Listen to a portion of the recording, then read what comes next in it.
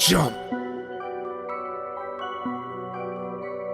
Climb out on the roof, just jump. Motherfucker, you a lazy little shit. Why not jump and just fucking quit? It's your own fault, boy, you never did enough. And now you're gonna pay for the fucking shit you say. Victim blaming, mental shaming, always bitching cause I'm gaming. But this shit now I'm proclaiming, and I'm aiming for the house of lies that you built on the hill of the dagger that you staggered my ass with. Now you haggard, I'm so aggroed, call your fucking son a faggot. Why so ragged, you a maggot? See $1 and just grab it from the mouth of the starving reprobate. So much hate, bitch, I needed an escape from the rape of my sanity. Humanity is drained from my motherfucking corpse as I hit the fucking dirt. All the fucking hurt and the shit I can't recall dies with me. All the shame and the failure, I'm a terror. Fuck my mirror, time to fix this fucking error.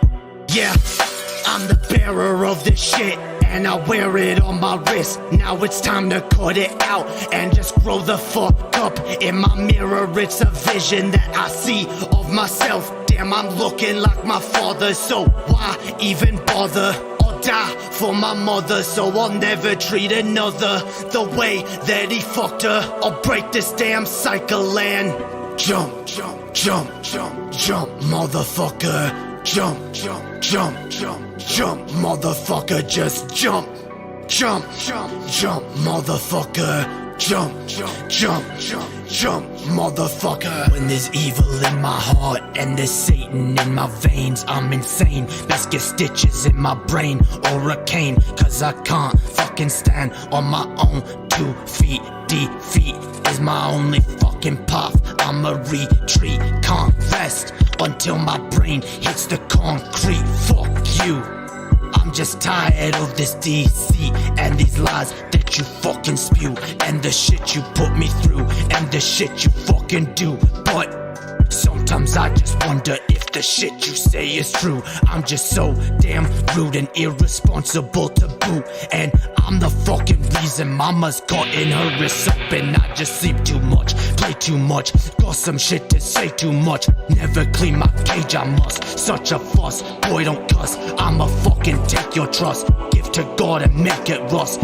Time to bust, mustn't lust, gotta leave you in the dust. Live a life that's unjust, into hell you will be thrust. Satan is your just reward, you don't get a fucking sword. All of time you won't be bored, only flames, just rest assured. When my warnings you've ignored, you'll be punished by the Lord. Cast aside you are abhorred, grace will never be restored.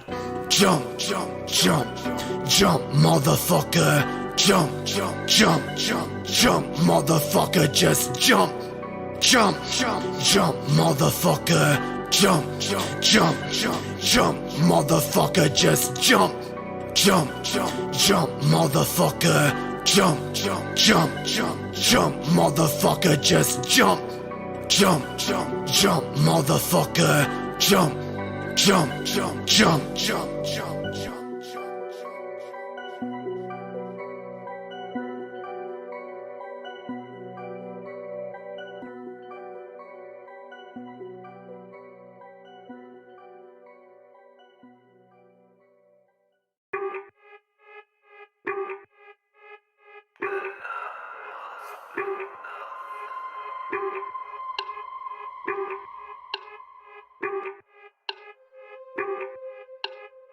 This shit got my fucking stomach in. Never eat a fucking again. Better pray for all my sin. I don't feel no pain again. Fucking quit, got my fucking stomach in. I don't need a fucking again. Suffer now for all my sin. Never feel no pain again.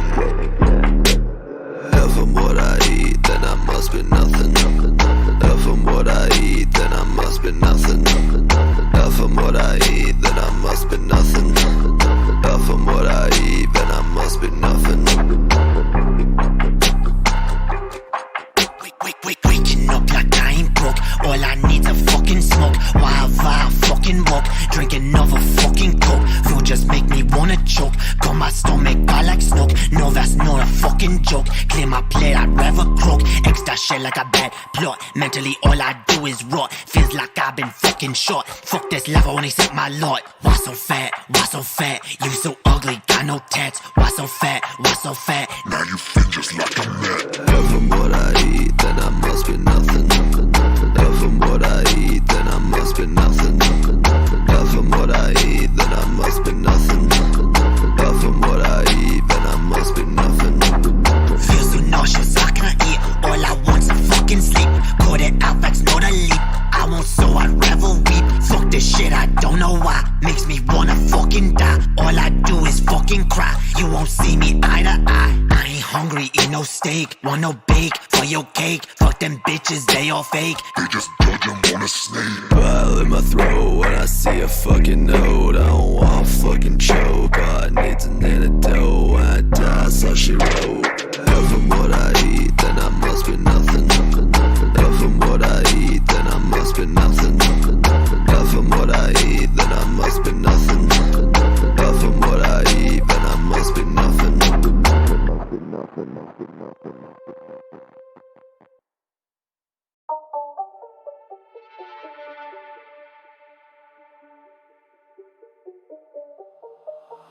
I'm a son of a bitch. I'm a son of a bitch. I'm a son of a bitch. I'm a son of a bitch, yeah. God damn your righteous fucking plan, bitch. I ain't rich, I ain't what you wish. You will never be enriched. You're a leech, you're a fucking leech. You will never have no reach. What the fuck was there to teach? Learn my fucking own lessons. I'm my fucking own blessing. Who the fuck you messing with? Thought I'd never serve a diss. Mama ain't deserve no kiss. I'ma let her slit her wrist when I'm done. I don't wanna be a bad son, but you fucking made me one. Now I'ma take this fucking knife and my own damn life right here. I don't wanna be my mama. Too much trauma, never saw the damn light. In this tunnel, I won't fight. I won't fight. I'ma fucking lay down, let myself drown. No one will save me anyway. No one will save me anyway. No one will save me anyway, cause I'm a son of a bitch. I'm a son of a bitch. I'm a son of a bitch. I'm a son of a bitch, yeah. I'm a son of a bitch. I'm a son of a bitch. I'm a son of a bitch. I'm a son of a bitch, yeah. I know angel bitch. I'm the devil you feared. Yeah.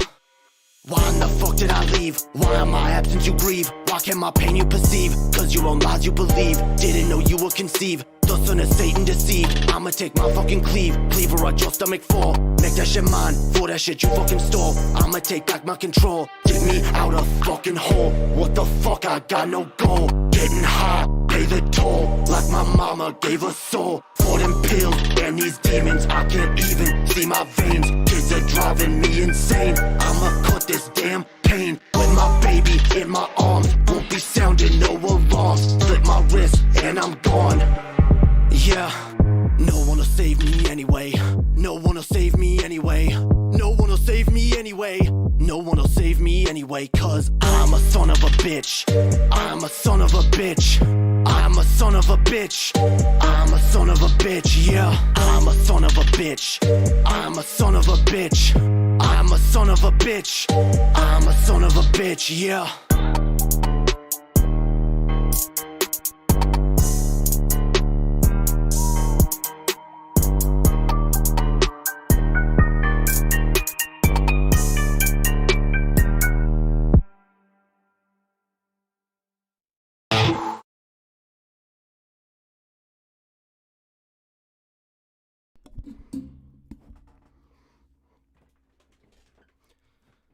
Hells yeah. What up, y'alls?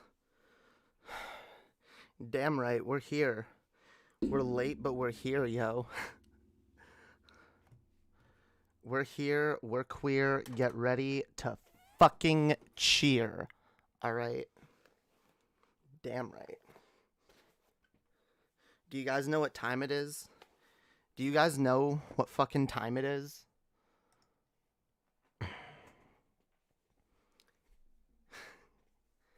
It's late time. That's what time it is.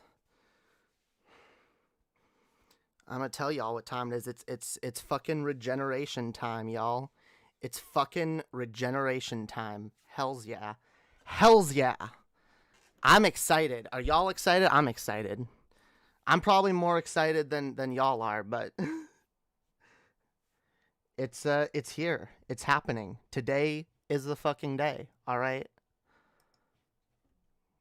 I finally have obtained estradiol and a spironolactone, all right? Oh, I'm not on camera. Hang on. Let me fix that for you guys. Absolutely. All right. There we go. So yeah, well, yeah, in these bottles, all right. I'm not gonna dox myself, but yeah, I got these bottles, all right. They got pills in them, all right. I got estradiol and I got spironolactone. Finally, after over a year of living in the U.S. and kind of putting it off, and then after months of being back here and calling up doctors and being super persistent, maybe not as persistent as times as I should have been, otherwise maybe it would have happened sooner, but it happened. It finally, I got it. It's here, all right. And you know what? Because because I originally first came out very publicly on stream. God damn it, this is like, it's fine. Because I originally came out very publicly on stream, and I've honestly been kind of making this entire journey with you guys. I figured I would do the deed on stream, because why not, right? I mean, they're just pills. You can take pills on stream. So we're going to do it. But first, I have some shit to say, all right? First, I've got my 9:50 stream start late. I get it. I love you guys. Well, first, I'm going to say what up to everybody in the chat who has spoken out so far. We got Blaine is here. We got the Shamanite, or Ami. We got John Morgan. We got Realize TV. We got Mickey Richards. We got Jacob LH. Hells yeah. Hells yeah. It is great to have all of y'all here. Marvelous Raven, what up? Welcome to you as well. Hells yeah. This is a dope night, all right? This is a celebratory night, okay? Hells yeah. What? I like short release more as you get a better buzz. I don't know what you're talking about, John Morgan, but I often don't know what you're talking about, which is fine. All right. Who are you chatting with tonight? Nobody. We're doing this is gonna be a solo stream. All right. I was gonna do maybe other shit tonight. There was actually a few things I was thinking of doing tonight, but none of those are important. All right. None of those are fucking important, because you know what? This has been a fucking journey, guys. This has been a journey for me that has been very emotional and very hard at times. And this is a thing that I've been waiting for a while. And it's something that I've not just been waiting for, but I've also like had anxiety about. And I kind of want to share some of my thoughts before I actually do it, all right? Because I view this as this is all a part of my journey, and I've already taken steps towards becoming who I want to be, who I'm going to be, right? I've already started that in a lot of ways, but I've also kind of held back in certain other ways, and I've felt very not all that different mentally, and you know, part of it is because I've you know, held on to a lot of shit from the past, and it's been hard to work through things. I've held on to who I was in more ways than I've realized, okay?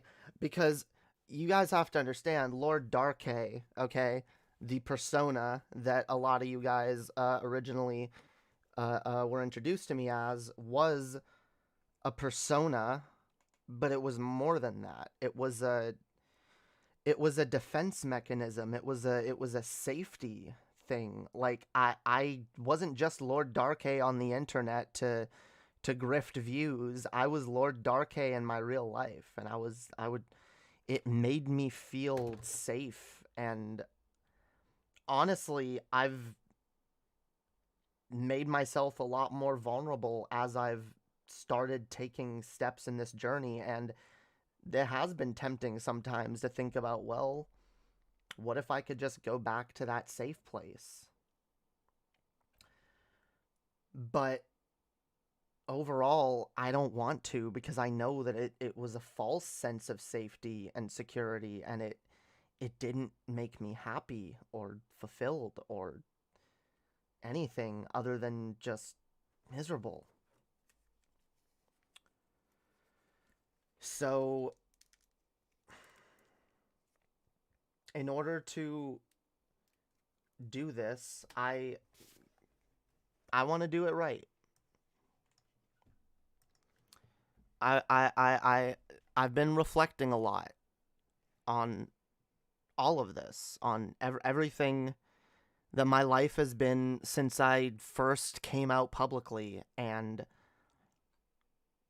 said what I was.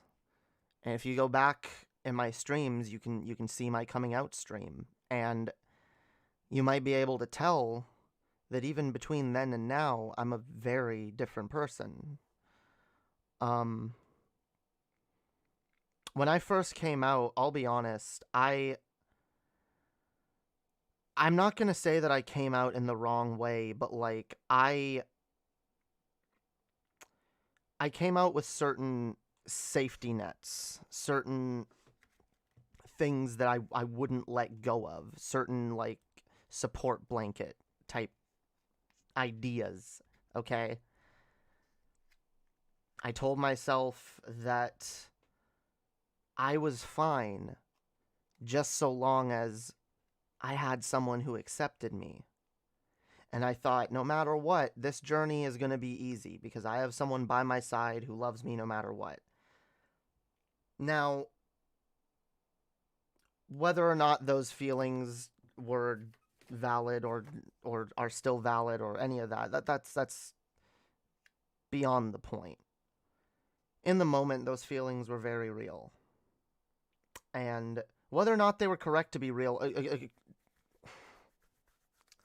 either, like, feelings are feelings, right? But I kind of convinced myself that I needed, that I needed to not be alone in order to do this. And well, I'm still not alone, and I make very strong efforts to connect with other people and to have a community and be social. It's been kind of difficult to adjust to and getting used to the idea that I no longer have that safety blanket idea that, like, oh, well, no matter what, like, there's this one person, though, that, like, is with me through all of this, sort of, And I understand, like, the need to, like, have that. But also, like, it can be kind of unrealistic. And I think it's difficult to explain this, but I think part of me accepting who I was at the time, I can only describe it as, like, riding a bike with training wheels. I wasn't actually riding the bike all that well. Maybe I had one training wheel, because I was definitely dealing with a lot of shit internally and a lot of stuff online and hate and harassment and bullshit. But at the same time, I was kind of like, I kind of had the feeling that like, well, you know, at least my partner's got my back and we're going through this together and it'll be fine.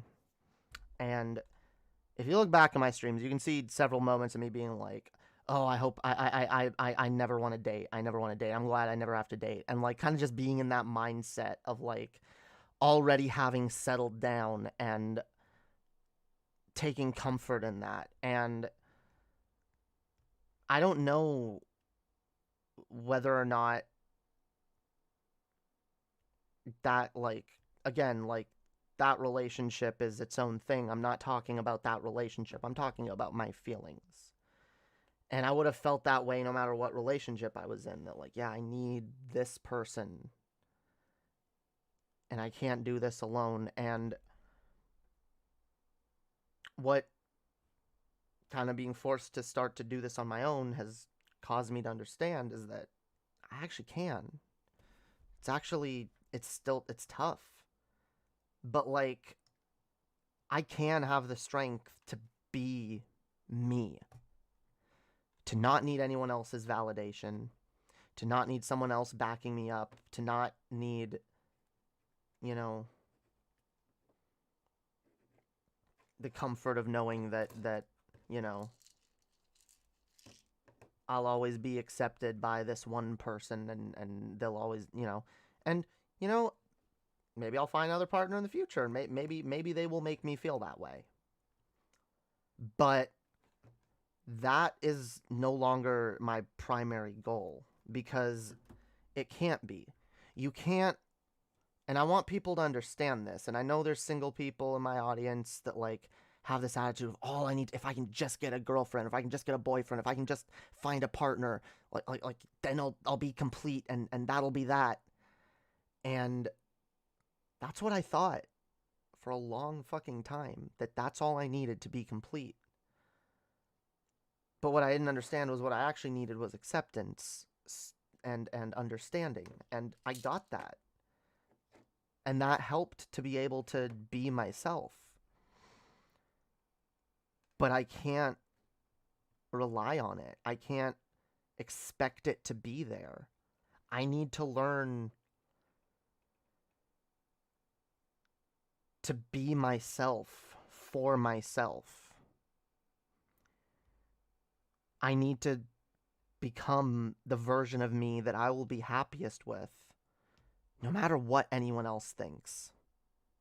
And for a long time, I've edited that, and I've held back in ways because I didn't want to, you know,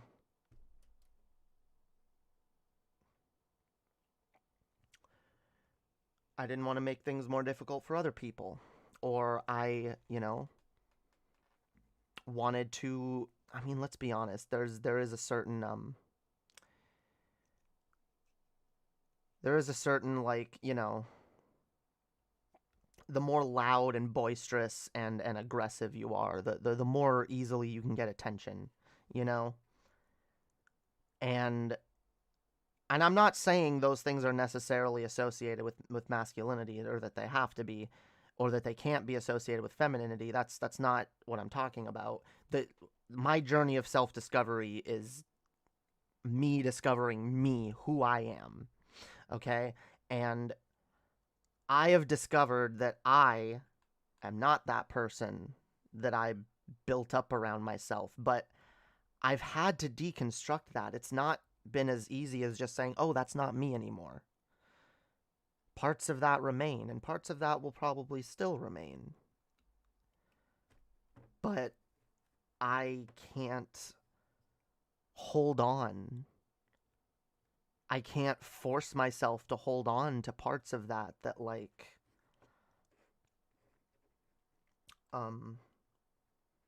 that aren't me, but that might make me feel safe in the moment.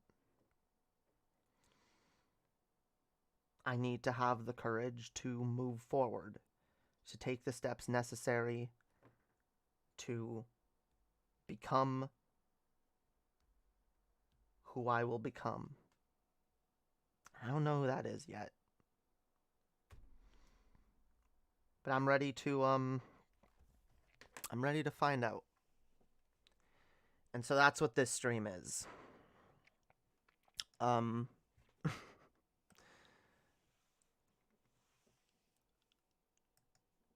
like I said, most of my transition has been on stream and public.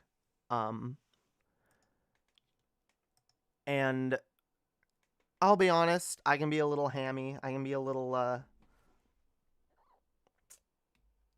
don't know, eccentric, larpy. I don't know what the term is, okay? Gay. All right, yes, I'm fabulously gay. And I always will be.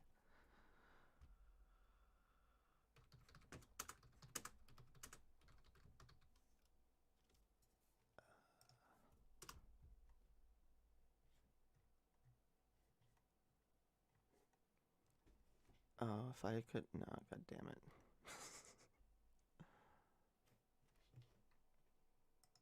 Oh, actually. Why do I still have this in my ear? Okay. I should probably put this in its charger, but I don't know where that is. So whatever. We're fine.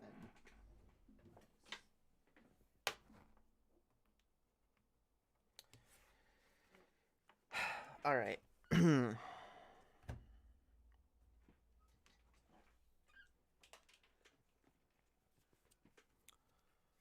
Yeah, so hang on.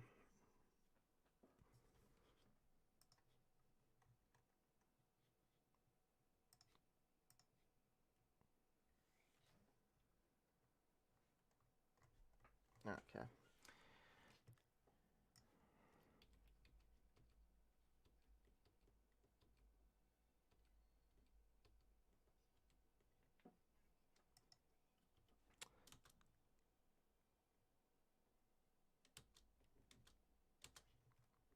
Okay.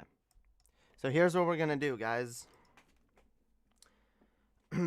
Like I said, I've done most of this publicly on stream, and I've talked about it, and I've wanted to be very open and honest with you guys. Because I think that's important, because hearing other people be honest about their experiences has helped me to be more honest about my own, to be more honest about myself. And I know there's the anxiety. I have the anxiety from time to time. They're like, oh, maybe I shouldn't say this. Maybe this might be taken out of context, or maybe someone might get the wrong idea of the trans experience. And I can never be responsible for everyone's experience. I can only be responsible for my own. So, since I came out a year and like 4 or 5 months ago, holy shit, it's been a while. It's been a while now. And I've experimented more with, fashion and makeup and just understanding my own personality, understanding who I am, understanding what I want and what I believe, reevaluating my entire belief structures, which is good, by the way. That's always good to do. Even if you don't change your opinions much, always reevaluate.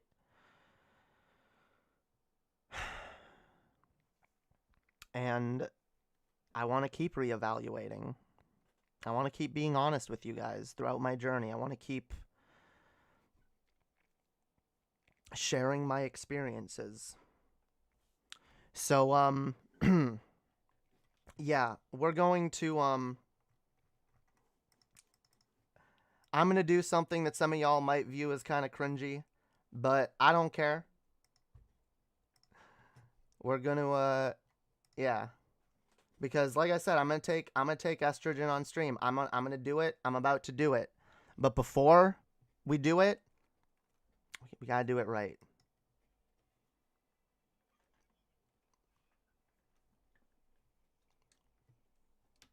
Damn right. So, guys, I've likened transitioning to regeneration many times. I've made parallels, and I think there are a ton of parallels. And I've always related very closely to the idea of regeneration.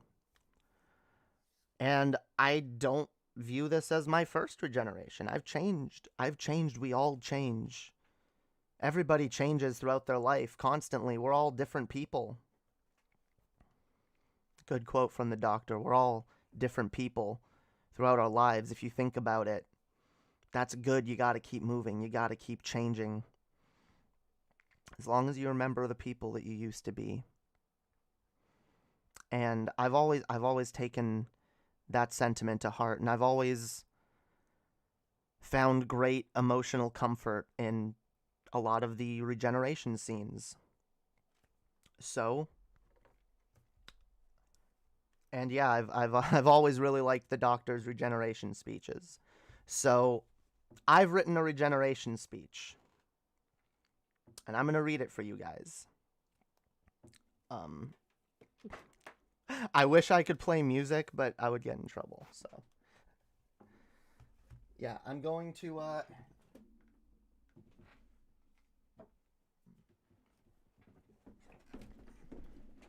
let me pull it up.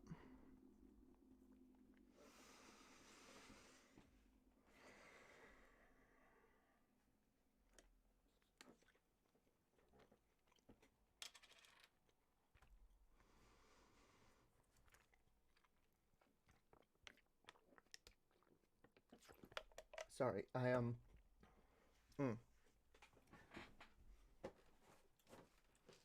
stomach was bugging me. I haven't ate a lot today.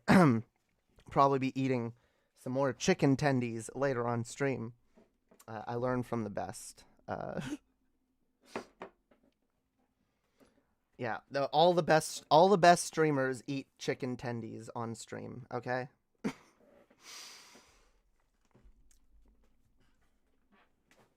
Always eat chicken tendies on stream.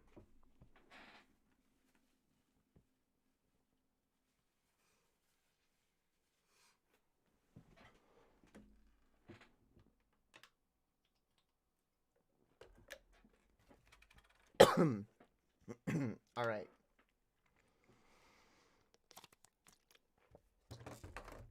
So guys, right here, I have my pills. I'm gonna take one of each out. All right. I know I'm supposed to take this spironolactone like earlier in the morning because it'll supposedly make me piss a lot. I don't care. I'm taking it now.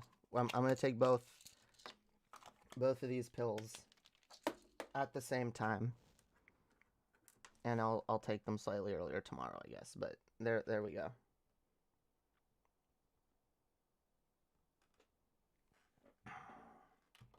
But first,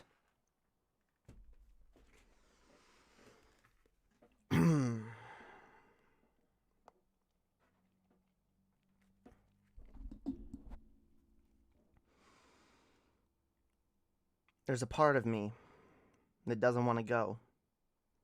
Don't get me wrong. I need to change. I must change. It's who I am. It's who I need to be.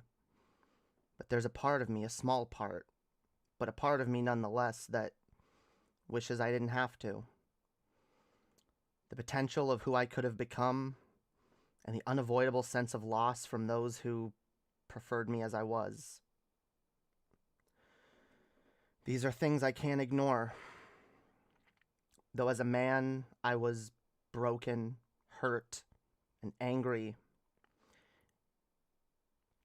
The image I built around myself kept me safe. Though it was not me, being able to use the anger and negative passion, as well as a slightly patriarchal privilege, which caused me to be taken more seriously as a loud, shouty man, provided an excellent cover for the broken person within, and at times made me feel untouchable. Though I've already let go partly of who I was, I've held on to a part of it as well, and it's kept me from truly moving forward, becoming more than I was. Though it was a comfort to know I could go back at any time, take off the makeup and the dress, and that I could avoid the hate, misunderstanding, and lack of acceptance, that I could always retreat back into Lord Darkhay and disappear. But that would not make me happy, and it would feel infinitely more like a death than anything this change would require. And though I seriously considered doing just that for fear of losing someone, I ultimately decided that to lose myself would be the greater tragedy. And so I moved forward. In coming to understand myself, I've had to make myself far more vulnerable than my old persona would ever have allowed. And I've continued to do so in order to further understand myself as well as others.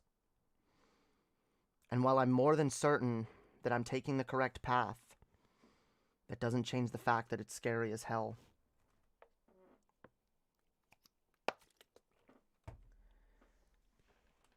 Who will I become? I'm sure it'll be far more me than I've ever been, but it'll also be so different from who I ever was. And as I take this step, the first step that ensures I'll never go back to the darkness and self-loathing I once encased myself in, I'm excited for the future, but also afraid of the change.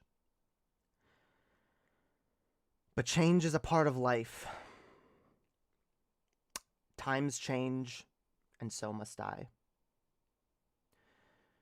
It's not the first time I'll change, and it won't be the last. And I'll always remember who I was and where I've been, the people I've loved, the things I've experienced, the pain I've felt. They're a part of me. But our pasts are just as much a part of us as our future. And I live for the future. The potential of what I can be, as well as what the world can be. And I will never stop fighting for the potential of humanity, mine as well as others. So as I take this step forward, I make a vow to myself to accept the past while working to move forward. No matter who I become or in what ways I change, this is my vow. To always be honest and true to myself, no matter how hard it is or how much it hurts. And to never stop having hope or love for my fellow human. To never let cruelty or anger guide me. To remember and live by the words, never be cruel or cowardly. Hate is always foolish, and love is always wise. Always try to be nice, but never fail to be kind. And no matter what, as hard as life can be to keep living sometimes, never forget, your life is the most valuable thing you have. So never give it up. Never ignore injustice, never question your worth, and never lay down and die. After all the years of hurt, all the pain I've endured, all the times I've survived, time after time, all the days that I lived instead of dying, never let them be for nothing. Be the best me that you can be. Be brave. Be beautiful. Be magnificent. And never fail to be kind. Lord Darke, I release you.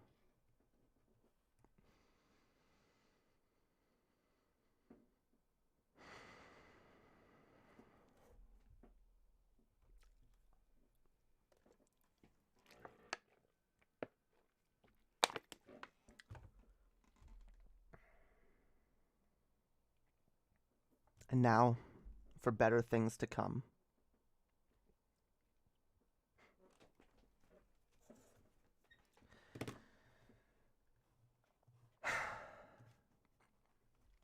All right. I recognize I'm not gonna suddenly be different, but like I said, this is the first step. And I hope all of you will continue to follow along with me on this journey of self-discovery and self-acceptance and learning and growth. Because that's who I want to be, and that's what I want to be about. All the things I just said. Even the quotes that I lifted directly from Doctor Who. Those are the things I want to live by. No matter how else I change.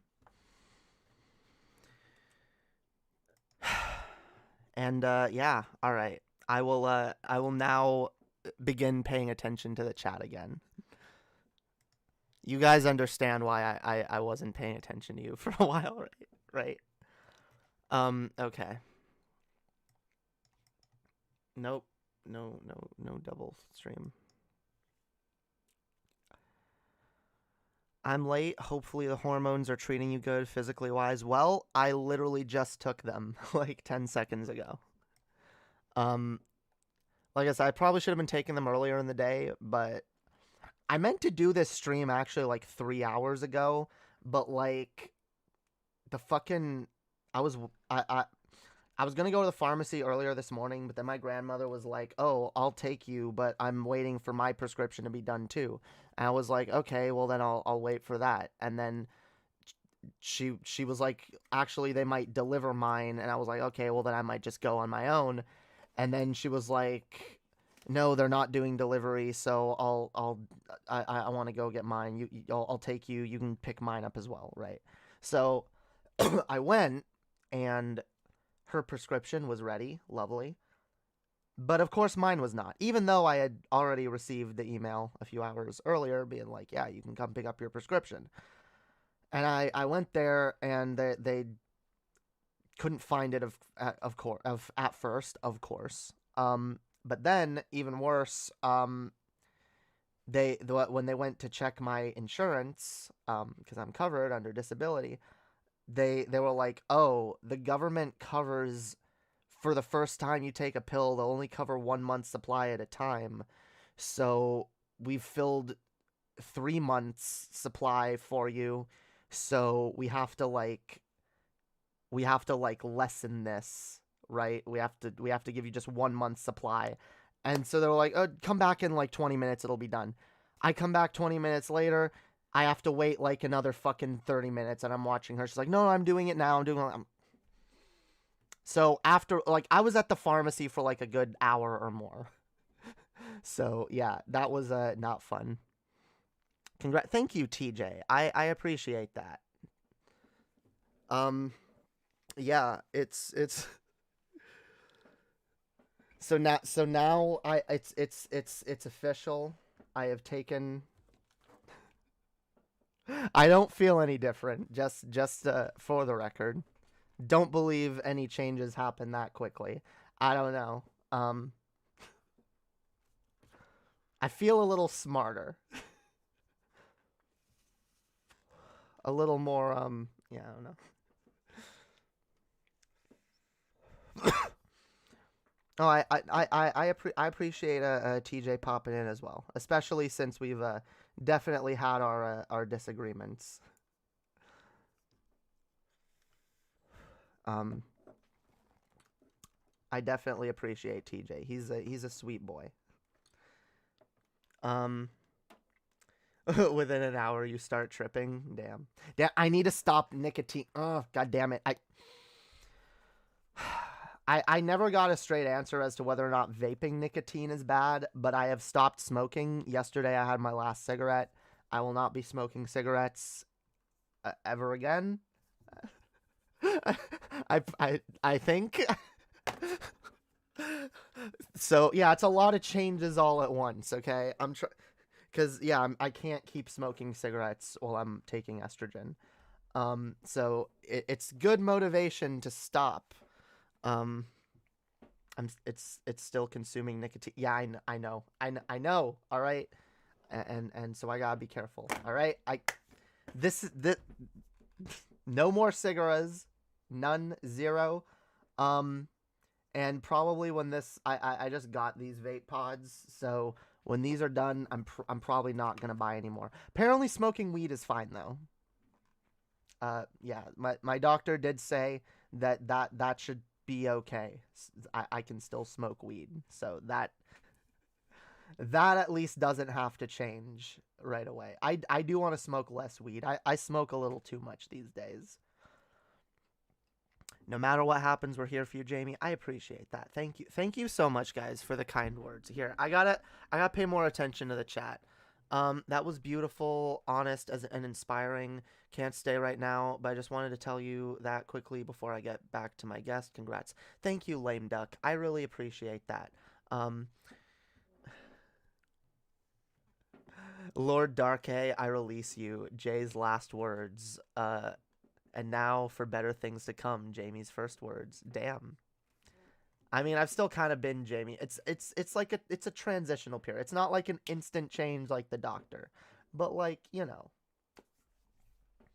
I'm definitely, I feel like I'm finally on my way, you know?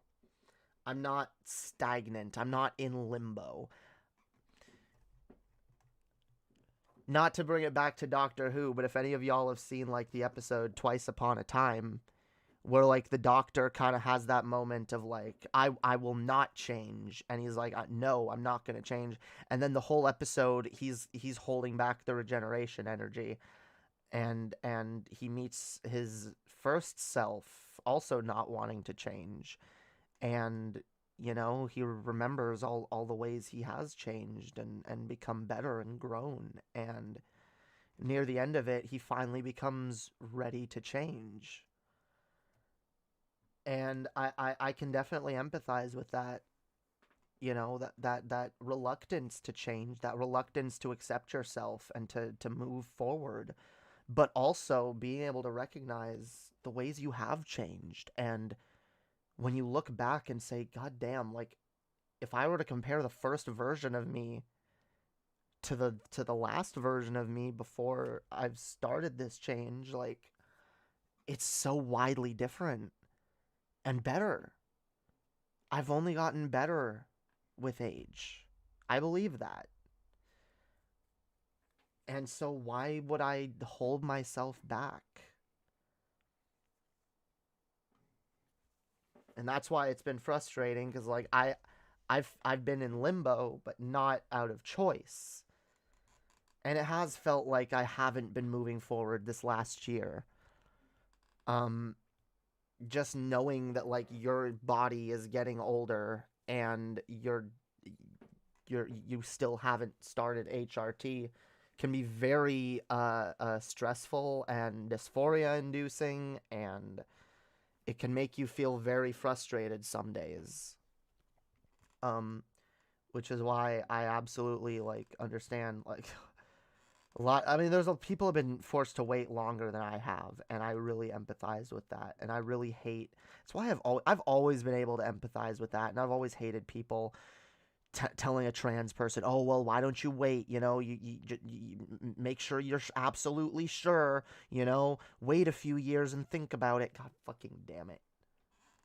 That's probably my biggest regret in life, is that not changing earlier.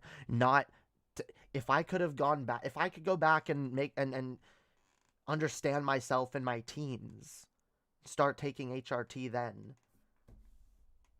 But the fact is, I can't. I can't go back. I can only move forward. So I've got to continue moving forward. Matt Smith's speech and the general vibe from his last episode is the thing I think of most when I think about my transition. Yeah, I identified more with Matt Smith's speech for the longest time, but as Peter Capaldi became my favorite doctor and is still my favorite doctor, I kind of like identify with his speech a lot more, and I view it as a little more symbolic, especially considering that he goes from being a grumpy old Scotsman to a younger woman. And I was very grumpy and cranky and angry at times in my old form, but overall, I've learned to be kind and loving, and that's why I love the doctor's speech so fucking much. When he says, never be cruel or cowardly. When he says, hate is always foolish, love is always wise. Always try to be nice, never fail to be kind.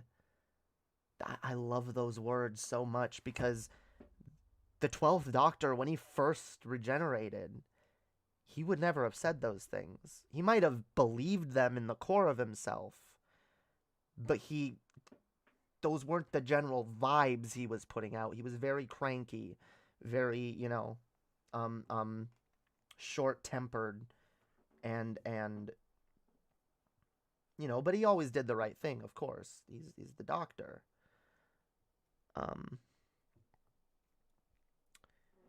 But I liked that he became more empathetic and more caring and more kind and understanding as he went on. And I think it's so beautiful the way he ended his run as the Doctor and then regenerated and into a woman. And say what you will about Jodie's Doctor, I love her. She's not my favorite. She'll never be my favorite, but I will always have a place in my heart for Jodie Whittaker's Doctor, because she was the first character that I ever really loved and identified with that went from being male to female. And I know that for a lot of people that don't get it or don't really care about that, they're just like, oh, why'd they have to make the Doctor a woman, And for a lot of people, it's not significant and it doesn't matter. But for me, it's extremely significant. And it means so much to me seeing a character that I do identify with in a lot of ways. And seeing her go through that change. And even if she ever becomes a man again, it doesn't matter. That change will always be symbolic and will always have a lot of meaning to me and a lot of other Doctor Who fans. Trust me, I'm not the only one.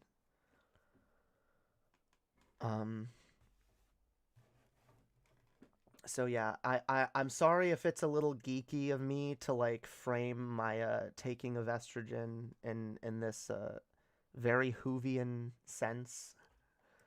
But honestly, Doctor Who has probably influenced me and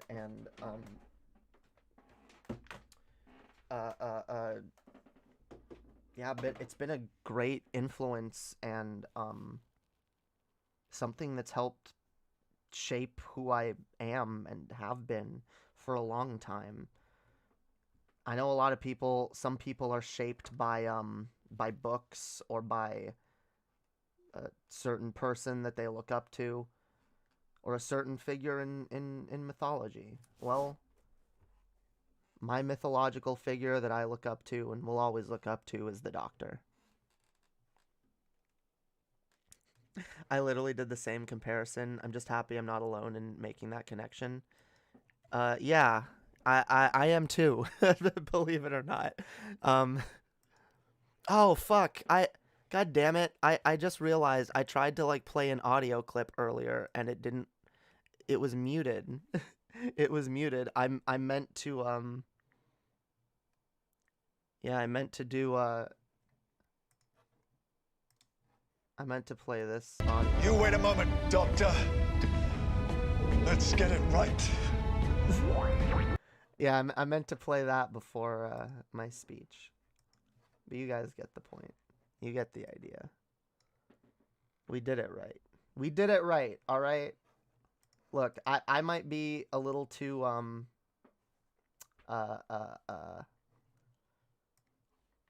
what's the word? Why do I always forget the word? Sentimental. I might be a little too sentimental for some people, and I might be a little too geeky for others, but it's who I am. It's who I fucking am. And it's a part of me that I've buried for a long, long fucking time. Not just my nerdiness, but my sentimentality. I viewed it as weakness, but I've always been a very sentimental person. And it sucks because I've spent most of my life around people who are not all that sentimental. Most of my partners have not been on the same level, on the same page with me on that, and it's been kind of weird. But again, it's something that I've kind of hidden of myself, and people don't really see of me until they really get to know me, which is something that I'm kind of trying to I'm kind of trying to work against. I don't want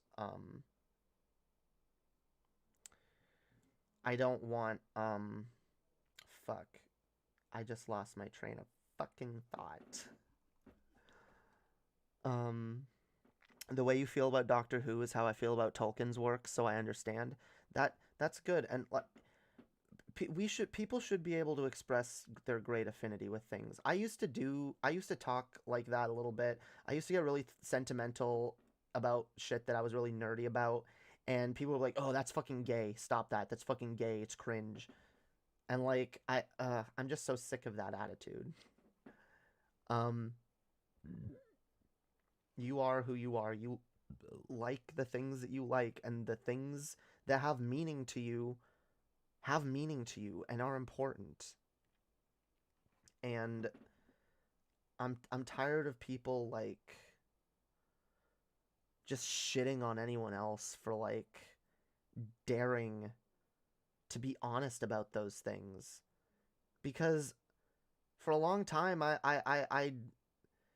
like I said, there's a lot of things that I just buried about myself that have nothing to do with me even being trans. Just like a shit ton of like attitudes that I held that were just like someone else would like a thing or enjoy a thing, and I'd always have something cynical to say about it. And I only realize now how fucking toxic that was. I'm never going to agree with everybody, and some things I'm going to be like, yeah, that's fucking insipid in my opinion, but like everyone's got their fucking shit that means something to them. And in a universe devoid of any fucking objective meaning, why the fuck would I take away someone's subjective meaning? I can never justify that. Now, if it's harmful to them, it might be worth arguing with people about, you know, why they hold certain positions. But if it's not harmful, why do we gotta be cynical assholes? Like, I remember once I tried to do like a cover, and it was really bad because it's not my best work. I could probably do a better version of it, honestly. But I tried to do a cover of Eminem's 25 to Life. Don't know if y'all are familiar with that song, but it's basically a song about him. He uses a ton of double entendres, so it most of the song could either be about him ending a relationship, but then at the end he reveals it's actually about him like divorcing rap, the rap game, you know, and because he talks about the rap game throughout the song as if it's like an abusive spouse. And I kind of liked that. And I always kind of identified with a lot of the ideas that he put forth in that song, but not as with a spouse or with the rap game, but with depression. And so I did my own little version of that. It was like a cover, but it was about depression. And I remember just people telling me like, oh, this is gay, this is cringe. And like I said, it probably wasn't my best work, but like, I did it because it meant something to me. And I hated being around people that like, whenever I would put forth something meaningful, they would have nothing but cynicism to say about it. Because I think some people that are like, I think when people are miserable, I think they do genuinely hate to see other people happy. And we have our Schadenfreude moments, of course. But we need to strive to be better than those things. Not just for the sake of others, but for ourselves. Because the more cynical and malicious we are with other people, the more we're going to treat ourselves the exact same way.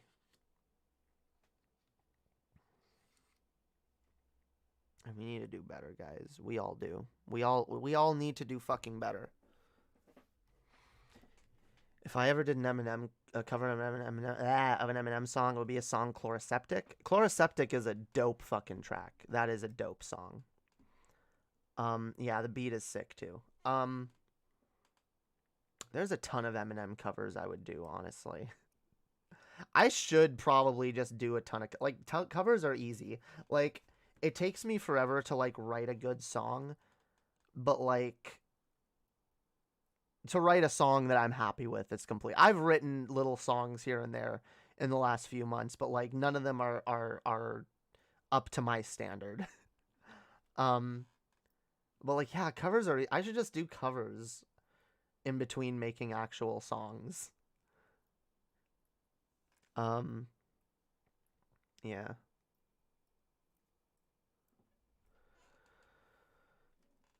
To be socially acceptable, that's where shaming of that shit comes from. You're not going to want to make friends or get laid if you you're not going to make friends or get laid if you talk about Doctor Who, Lord of the Rings, Star Wars, etc. Yeah, that's kind of like the cultural attitude, and that's definitely a thing that isn't even true, because again, like, there are plenty of people that are passionate of all types of things. I mean, look, let's be fucking honest. There's people out there who would watch that Regeneration speech I just gave and they'd cringe and vomit in their own mouths. And there might be someone else out there who sees that and is like, oh my god, I'm fucking in love with this person. Like, honestly, who would I rather appeal to at the end of the day? At the end of the fucking day. And that's the principle I try to put forth in general. Who do I want to appeal to? The people who will see me for who I am and love me for who I am? Or the people who are going to hate me no matter what I do? I'd rather stay true to my fucking self.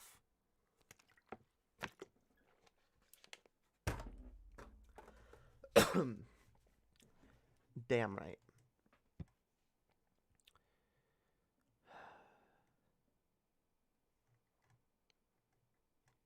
Let's see. In 3 days, you'll love your skin a little more? Damn, that's good to know. It'll be nice to actually start seeing physical changes.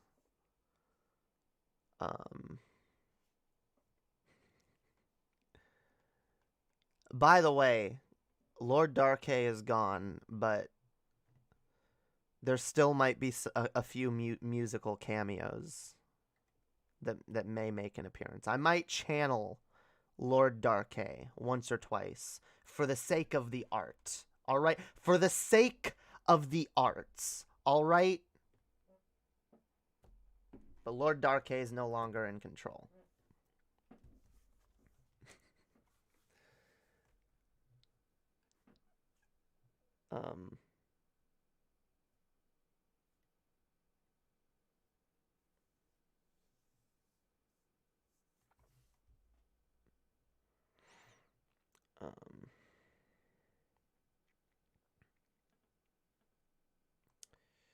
I shall know no fear. I shall accept what comes and see it through. I will face it. I will conquer. I will allow it to wash over and pass through me. And in the end, only I shall remain. Good quote, Zale. I don't know where that's from, but it's a good quote. Hells yeah. Hells to the fuck yeah. Sorry, I'm trying to make sure I didn't miss anything.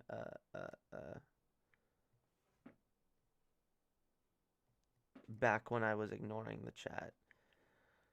To channel Lord Darkhay, what are you gonna use? A Ouija board? No, I just I'll have something. All right.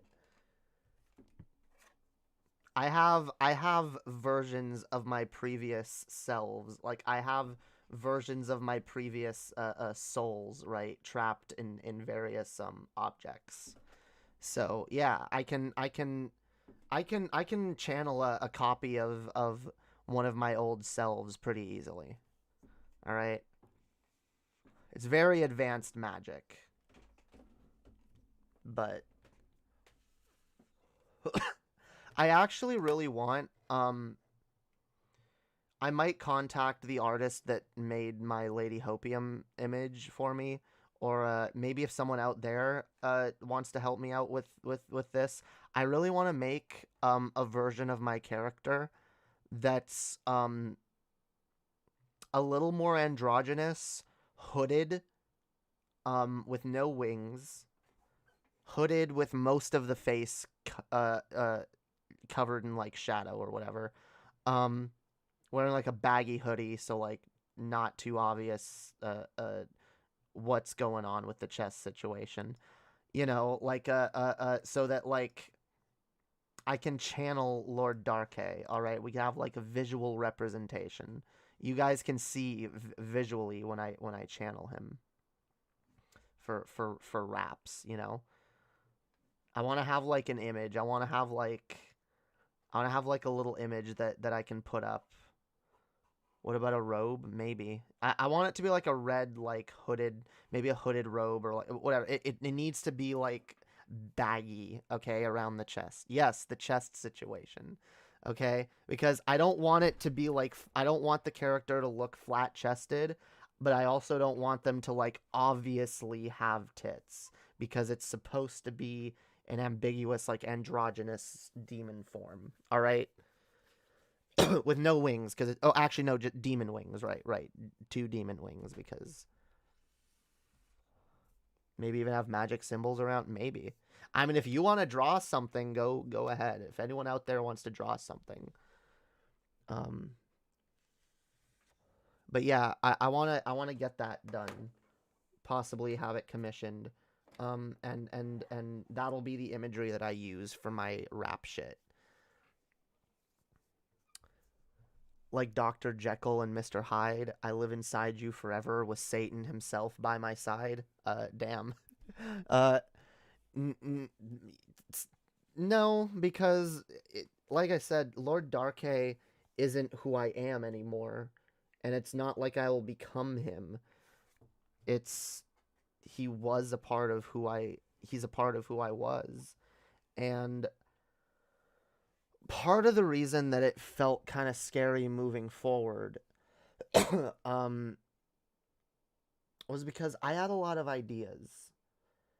I wanted to be a rapper. I've wanted to be a rapper for a very long time, and I wanted to put out at least 2 albums before I transitioned.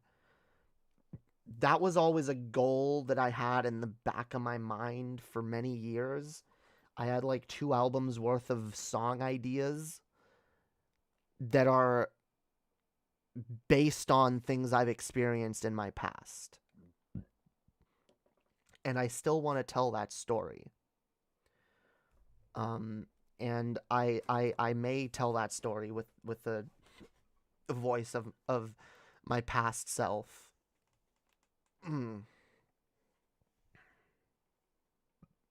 Because, you know, it's that version of me's story to tell, and I'm creating works of art. So, you know, I want to create the art that is envisioned within my mind. I don't want to compromise it. And part of me felt like, especially when I first started transitioning, part of me really felt like, oh, if I come out as trans, this is part of the reason and I've never told anyone this. Well, I've never said this on stream, I don't think, but part of the reason that I identified as NB, non-binary, for like a week, was because I was like, well, maybe I could be gender fluid, you know, because I could be Lord Dark K when it comes to, you know, killing those beats and shit, you know, climb out on the roof, just jump, motherfucker, yeah, you know, and then I could be like me the rest of the time. But that would just be in service of keeping alive a version of me that is no longer who I am. And maybe that version of me has a story to tell, and I'll tell it. But I don't want to force myself to still be that. Our demons never really leave us. That is true. And at the end of the day, Lord Darkhay will always be one of my demons that I carry with me. But Lord Darkhay gave me strength for a long, long fucking time.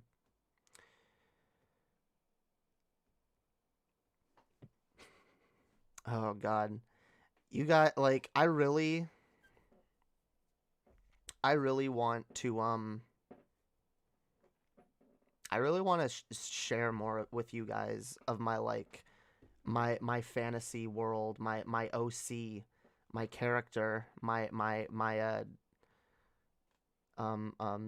mythical version of myself. It's kind of interesting. Like I've told you guys before, I have a whole headcanon. And I have a whole story, a whole series of stories that I'd like to write that... And it's funny, I've been writing them and I've been coming up with these ideas since I was a teenager. And they've always been an allegory for my life story, in a way. But as I'm discovering more details and putting things together more, I'm understanding that it's also a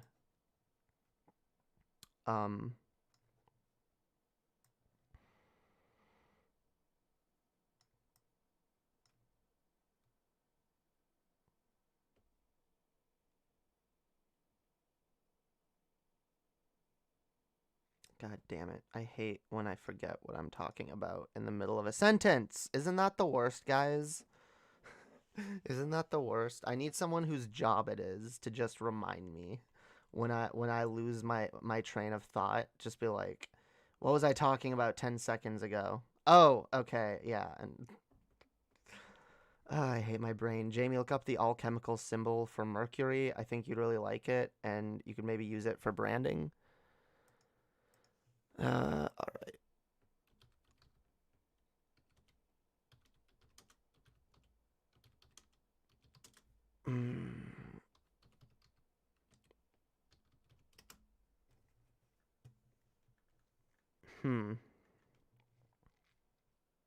That is an interesting symbol. Isn't that the symbol that Demon Mama uses?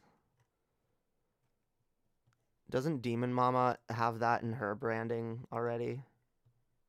I'm pretty sure she does.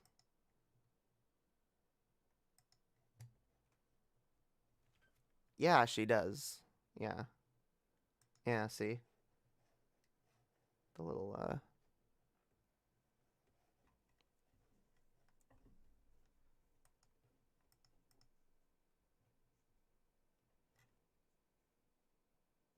Train Jay to be a word monkey. I'm trying to train the chat to be a word monkey, but you guys aren't quick enough for me. You guys gotta, like... Oh, Jamie lost the... Why did I just call myself Jay? Jamie lost the plot. Actually, I know why. Because back when I went by Jay, Jay lost the plot was a meme. So one of my fans at the time that doesn't watch me anymore made a meme that said yeah.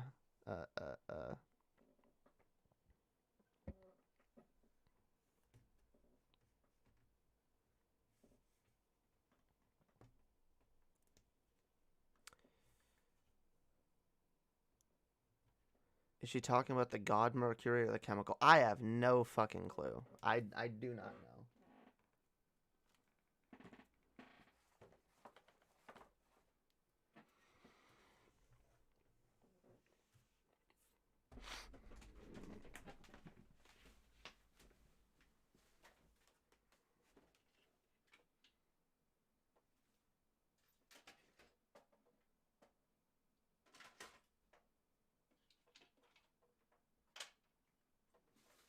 God damn it, where'd they go?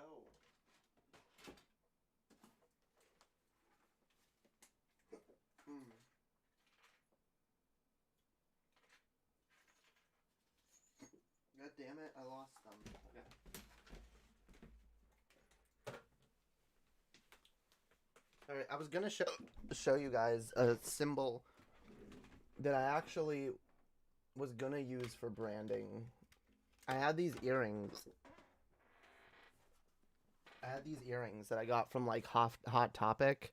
It was like a witchcraft set or whatever, and it was like a star, like a pentagram star thingy, like the way it's drawn, and then like with two moons on the outer sides of it. And I wanted to have that as like my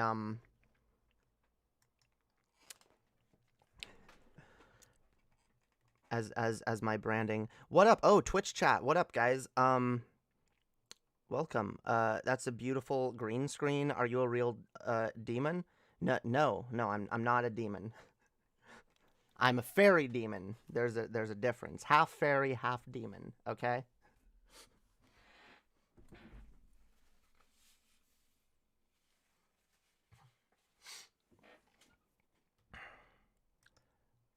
The goddess symbol, is that what that is? I don't know what the symbol is. It's like I said, it's a star with two moons. And like I had those earrings. I used to wear those earrings all the time. But I can't find them anymore. I actually used to have that symbol in a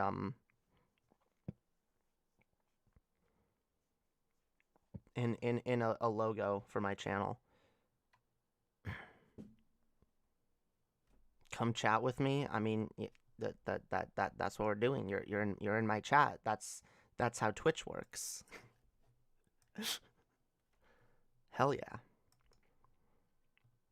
I mean, in your Discord?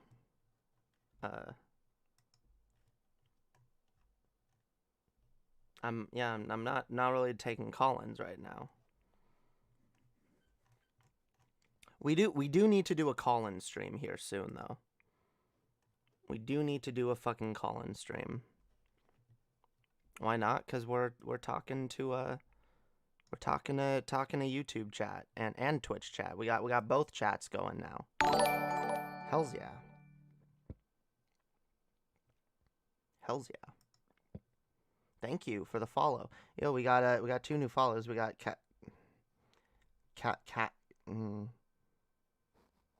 castrate something. I don't know.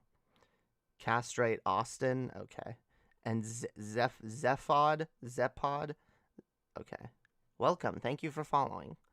YouTube is YouTube is, I mean, look, that's why I dual stream, because there's people on Twitch and there's people on YouTube that watch me, but like most people watch me on YouTube. I'd like to grow a Twitch audience. I'd like to get more of my YouTube followers on Twitch because I know like Twitch is better for creators. Let's be honest. Let's be fucking honest. YouTube definitely has its issues, but we gotta do both. When are we gonna talk? We can. Oh, all right. I know I got a few of you that I've got to have on here soon. I'm gonna have a talk with Origin of Language. I'd like to get Zale on as well. In fact, Zale, I'd like to take a look at that Desolator stream that you were on a little bit. If you want to join me for that, maybe on my next stream we can do that, and then maybe I can maybe origin of language maybe next week. And we also need to I don't know if Jacob still wants to come on to discuss that one story. But we can also do that. Yeah, I've got to have holy shit. Gotta have a few of you guys on. We'll set that up soon. What went up your nose? What? Nothing. I blew my nose earlier. What's regenerating about? I just for the nice I just for the first time took estrogen, estradiol, and spironolactone. All right, this is my HRT medication, which I've been waiting quite a long time for. And yeah, today was me taking it, so I kind of had fun with it, and I did a speech before taking it. Y'all can go back in the VOD to see that. It was very personal, very emotional, very based, if I do say so myself. All right.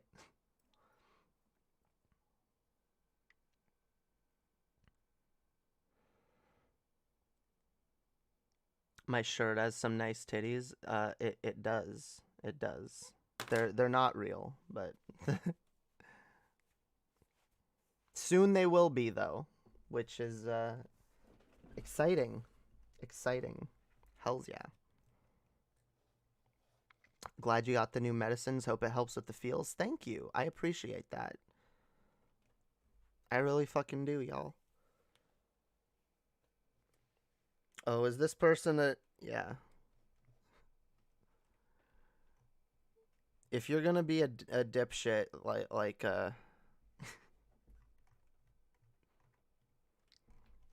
yeah, you can smell the dipshits coming.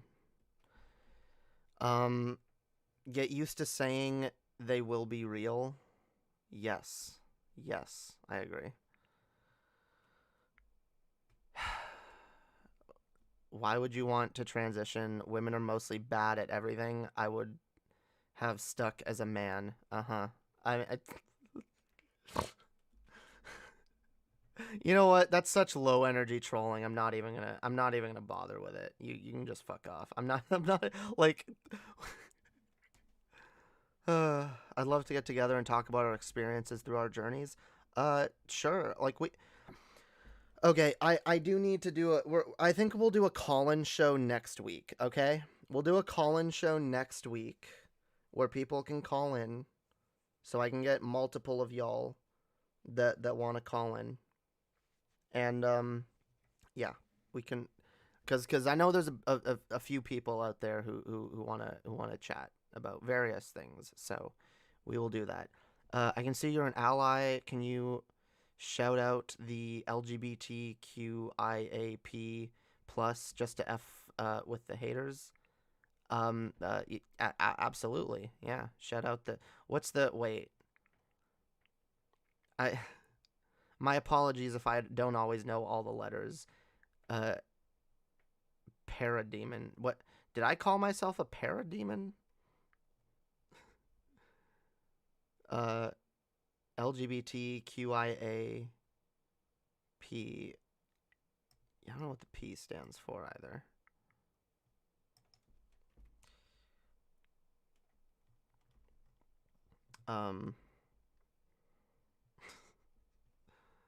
What else are you doing this stream? I don't know. Talking with the chat.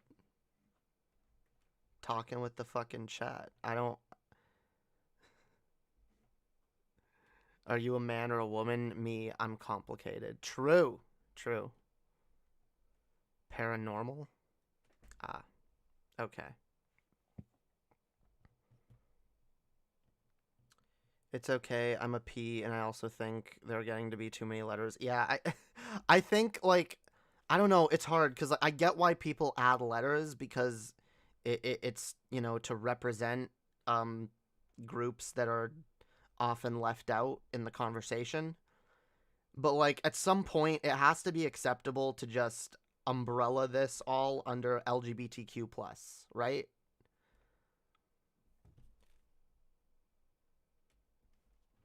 like, at least for the sake of, like, rhetorical brevity, right? Is be like LGBTQ plus, yeah, all of it, and any other group that adds themselves to the plus, I probably support, almost definitely. All right, unless you know, pansexual is another one. I don't know. They said it's paranormal. All right, fine. We'll look it up. Paranormal.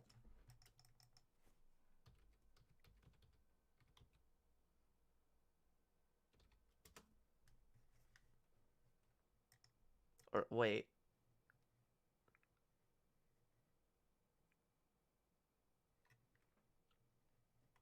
I'm only getting shit like paranormal activity. Hang on.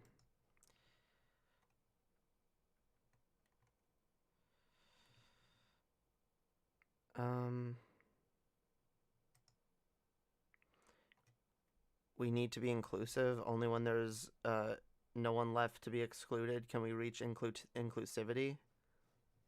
I mean, for the most part. I mean, people who cause harm by the very nature of who they are, they obviously need to perhaps be excluded, but also treated like humans, obviously. I can see where Twitch chat is going with this.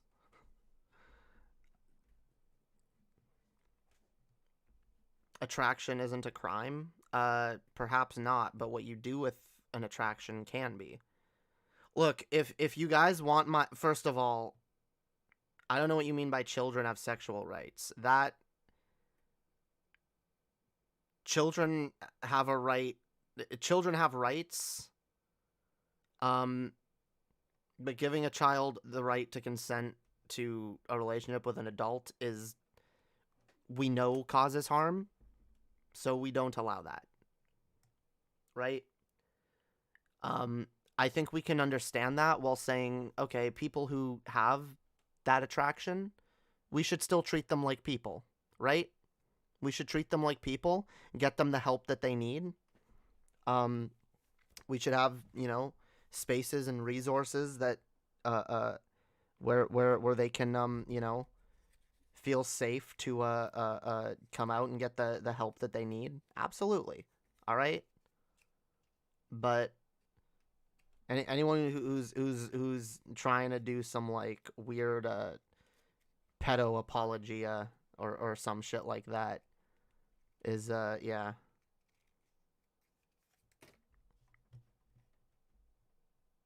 Wait, are you unironically one of the people that is trying to add like pedo to LGBTQ plus?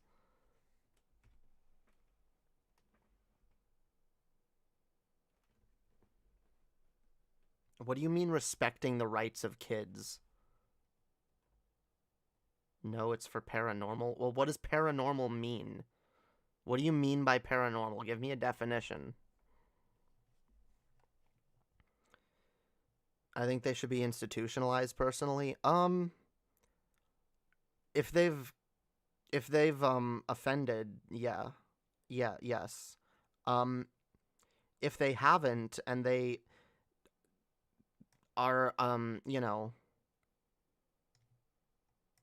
if they haven't and they're aware that their attraction is harmful and are working to better themselves and not act on that shit, then I don't as long as they're getting the therapy and help they need, I don't know that they necessarily need to be locked up or have their freedom taken away. I think it should honestly be addressed on a case-by-case basis. All right? No, it's for paranormal. We have spiritual claims. Ah, okay. I mean, okay, so you're trying to cover like spiritual claims, like religious shit under LGBTQ plus. I don't know. See, okay.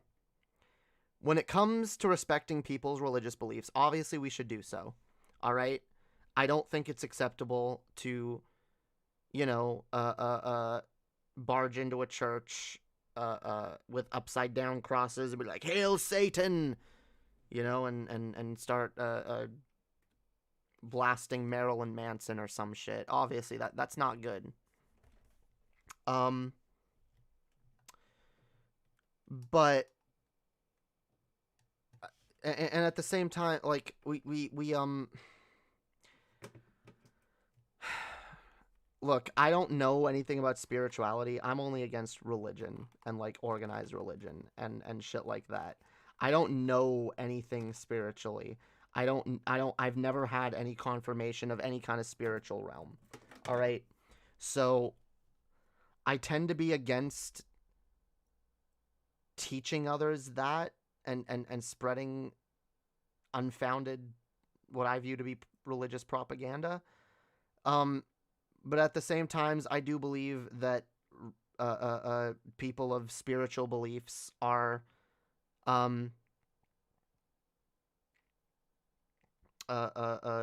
worthy of respect, just like anyone else. I don't think we should necessarily like. It's where it becomes muddy because, right, like with religious beliefs, like you can justify a lot of bullshit with that, a lot, and there's no scientific basis to back any of it up.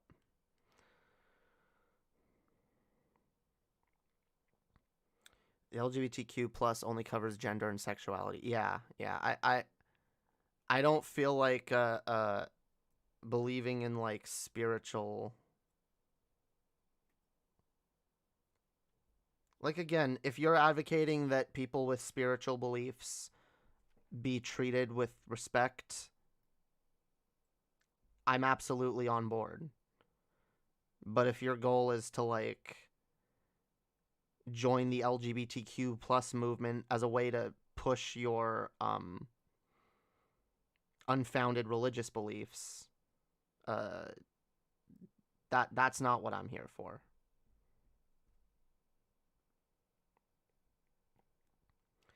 Did I steal your sugar? No.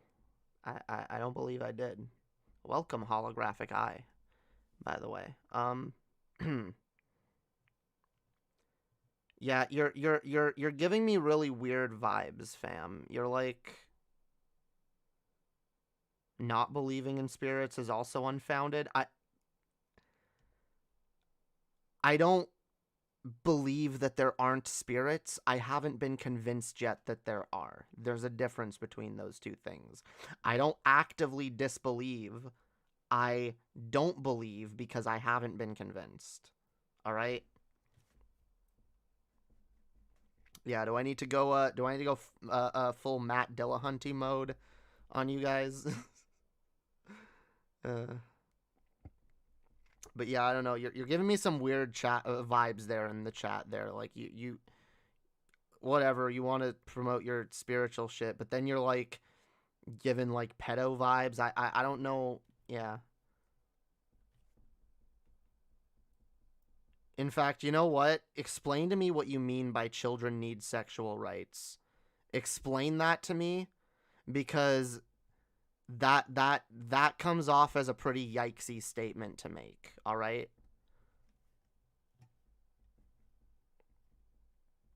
Yes, Zale. Blood and carnage. Uh-huh.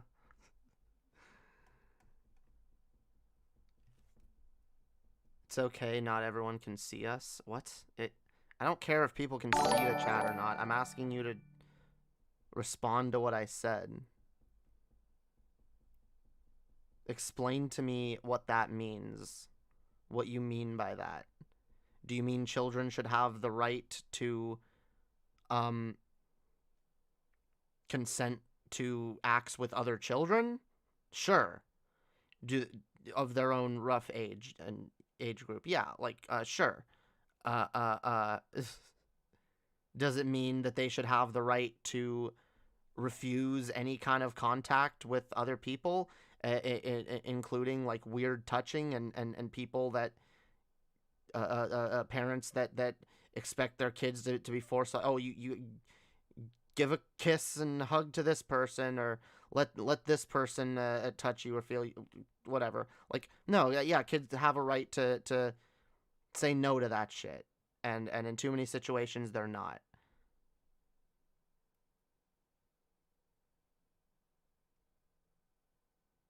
I don't want to get crude, but when I was young, I'd look at fashion magazines and stuff, and our moms would make us feel bad for thinking about women.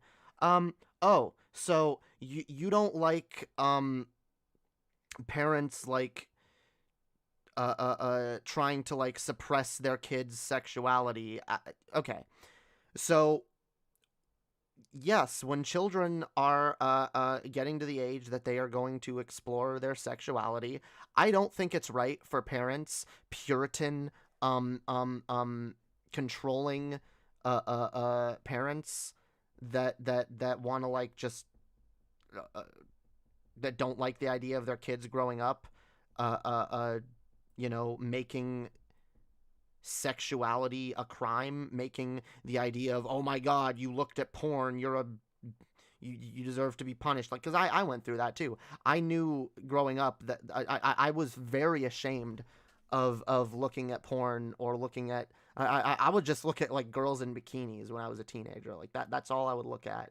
But I still felt like so fucking dirty and wrong, and I was conditioned to feel that way. I don't think that that's wrong. I don't think that that's right. I don't think people should do that. Jamie, stop. This person is trolling you and probably going to get you canceled. If they're attempting to do that, they're doing a very bad job of it. Do you think I'm capable of saying something that stupid, Satirical Rabbit? Is that what you're implying? I feel like I'm handling this subject pretty delicately, right? I'm just trying to make sure I know what this person is saying before I ban them, okay? I don't like parents. I think the state should raise children. It's better for us. I actually don't entirely disagree with that. At least the sentiment of that.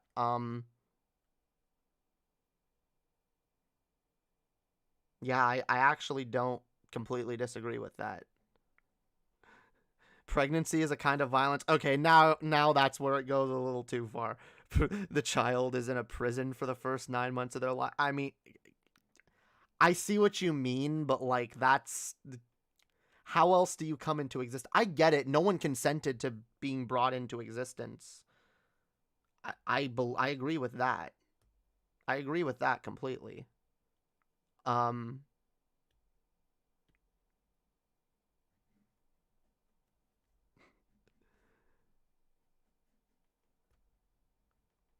But like, yeah, you can't be like, oh, it's violence to have a child. Now, look, do I think a lot of violence and a lot of abuse and manipulation is absolutely prevalent in our culture when it comes to parenting? Yes. Absolutely.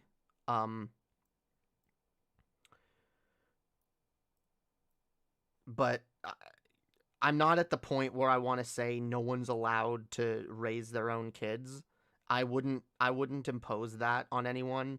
What I advocate for, and I've talked about this before, I advocate for a system where we have really well-funded, well-regulated, well-staffed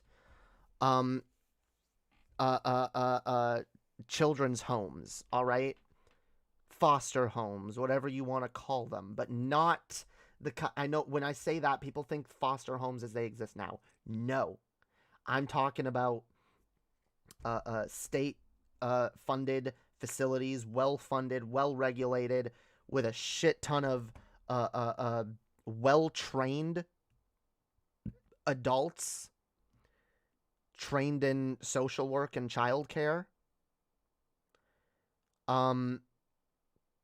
whose job is to raise and look after and take care of these children and teach these children. And I believe, and I get a lot of pushback on this, I believe that every single child, regardless of whether or not they can prove that they've been abused, every child should have the right to call a social worker, call a children's aid worker or a CPS worker, whatever, and request to be removed from their parents and to be placed in one of these facilities where they can live. And I advocate for this for multiple reasons. People say, oh, well, what about kids that'll, like... I've had a lot of bad faith arguments with people. They go like, oh, well, if you give kids the freedom to just do whatever they want, then they'll do whatever they want. They'll just leave their parents and go there, which... What's the harm in that? If you had well-staffed, well-regulated facilities that are good to live in, at least, let's be honest, held to a better standard than we hold any parents currently, you know, at least there would be a place where kids can escape fucked up situations and they can be like, no, I want to go be raised by the state. Yeah, I absolutely, I think that would be an amazing system, because kids might have all kinds of reasons why they don't feel comfortable with their parents. Again, as a child, I knew I could never come out as trans around my parents because they never would have accepted me. They absolutely would have lost their shit at me even beginning to question any of this. And so it helped to keep me in the closet. And I knew when I was very young, and I mean, my parents abused me in a lot of ways, so it's not just that, but like, there's probably children out there who just know, like, or maybe suspect that, like, if I come out as gay, if I come out as trans, if I come out as anything not what my parents expected of me, I'm going to face a lot of shit, and I may even get kicked out. Kids should have the freedom to just remove themselves from that. Absolutely.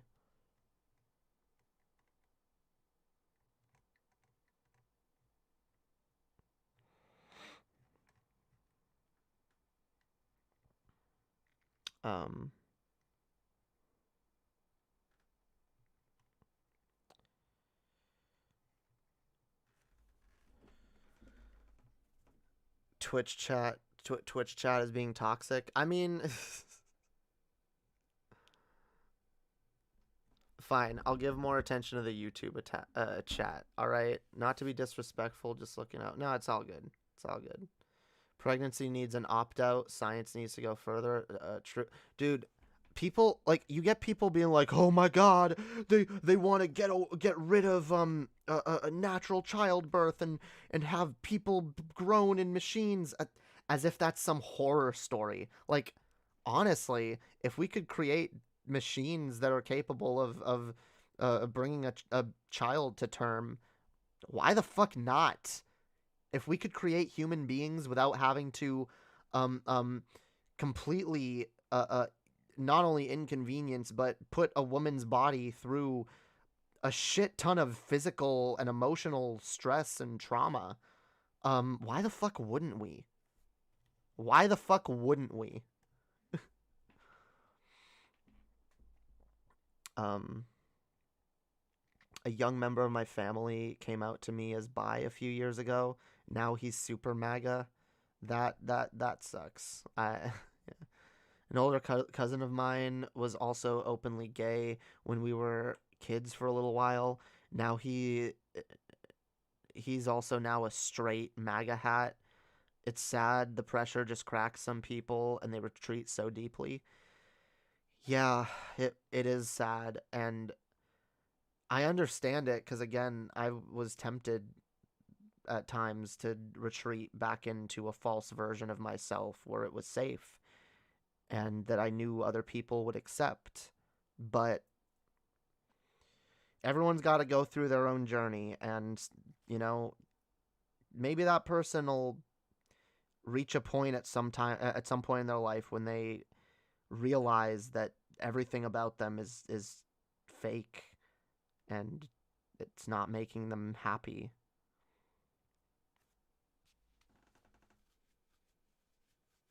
What do you think about the debate of creating genetically pure children, which would remove things like autism, Down syndrome, cerebral palsy?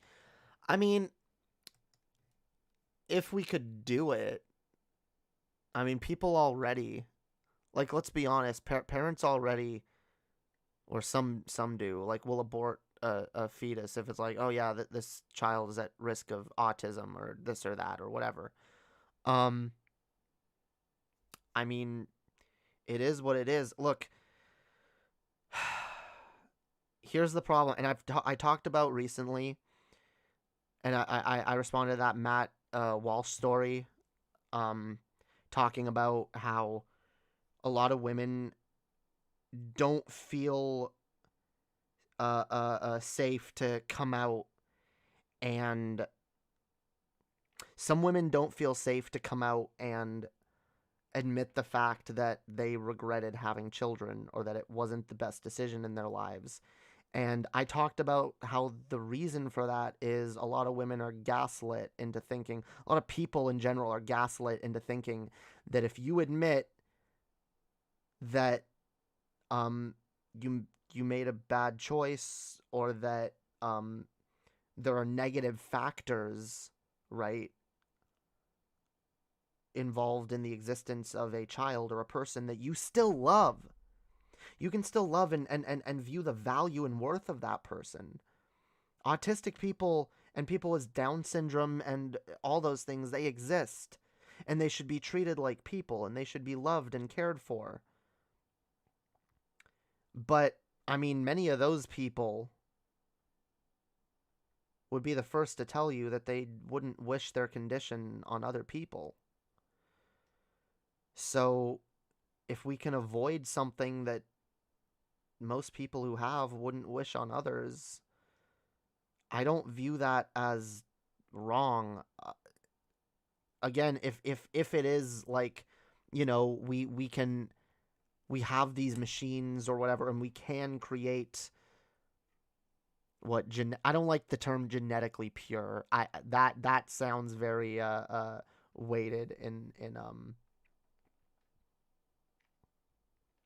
yeah, but I think, I don't know, like in general, if it comes to like being able to, hey, can we remove these possible negative traits that might cause the child more suffering in their life?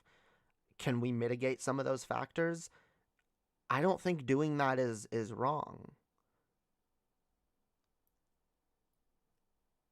Now, honestly, even though I'm someone who is pro-abortion, I do think it depends what your intentions are, but it can possibly be kind of shitty to be like, oh yeah, I'm going to have an autistic child, and so I'm not going to have them.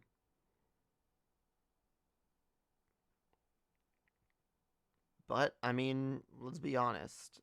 Depending on the level, like, it can be a struggle for not just the person experiencing it, but, like, not just the people around it, but the person experiencing it too.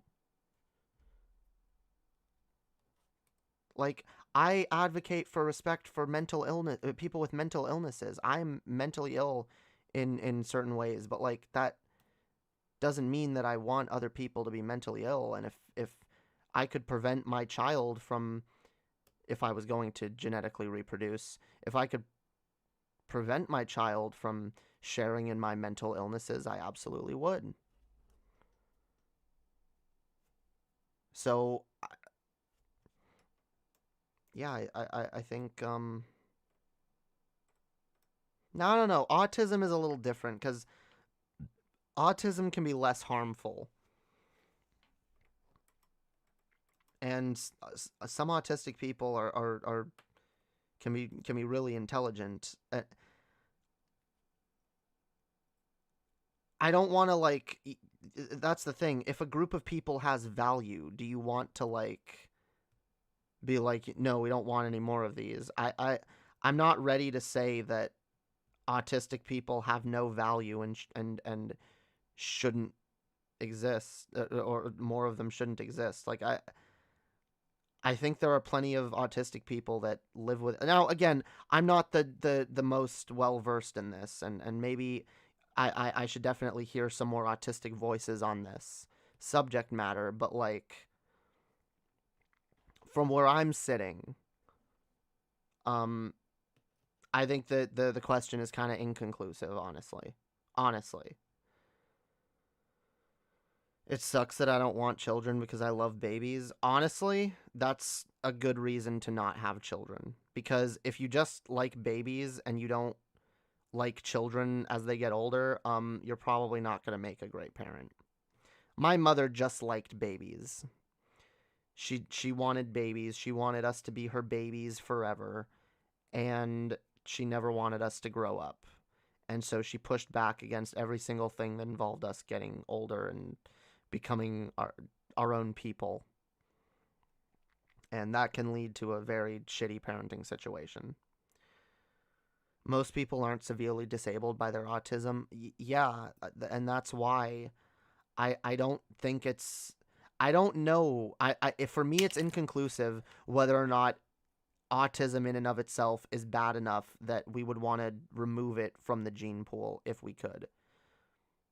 I'd have to see evidence to sway me on that, one way or the other.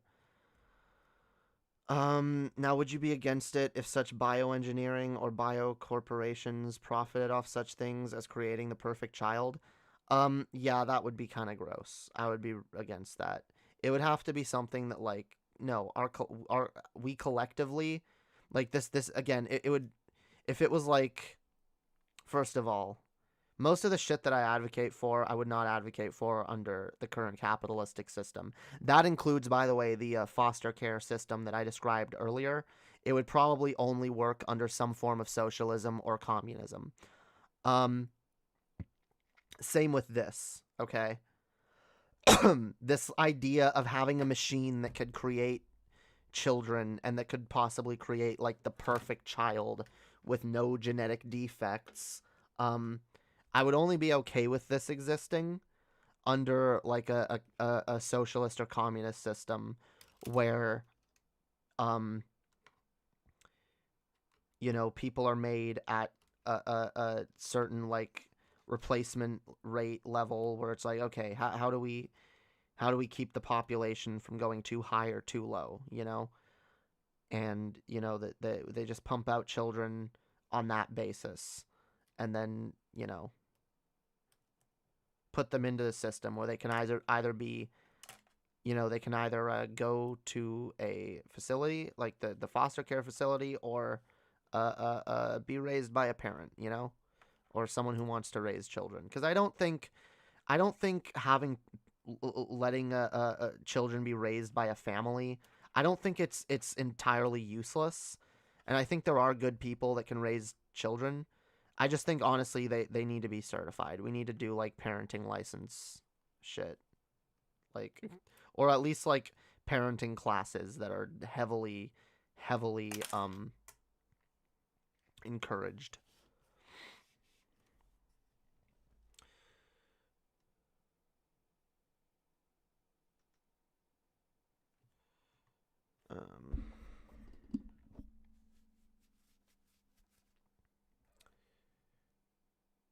Jamie, oh god, what if parents use genetic engineering to create eternal babies? Oh my god, that would be disgusting.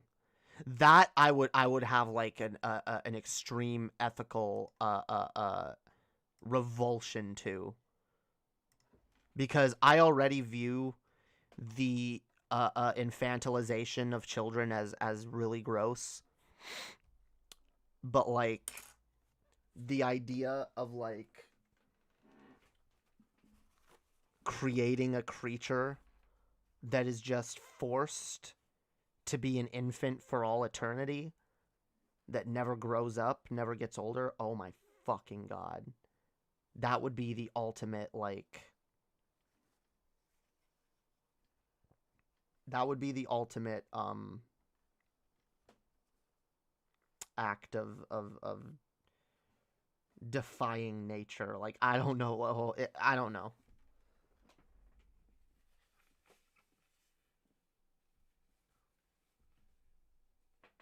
I honestly don't know with what ethical or moral basis I can really condemn it, but I know I condemn the very idea. All right? I condemn the very idea.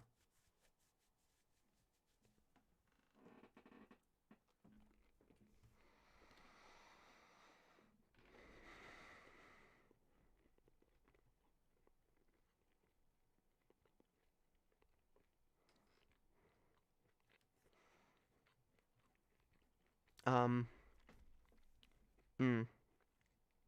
Skylar Gray says,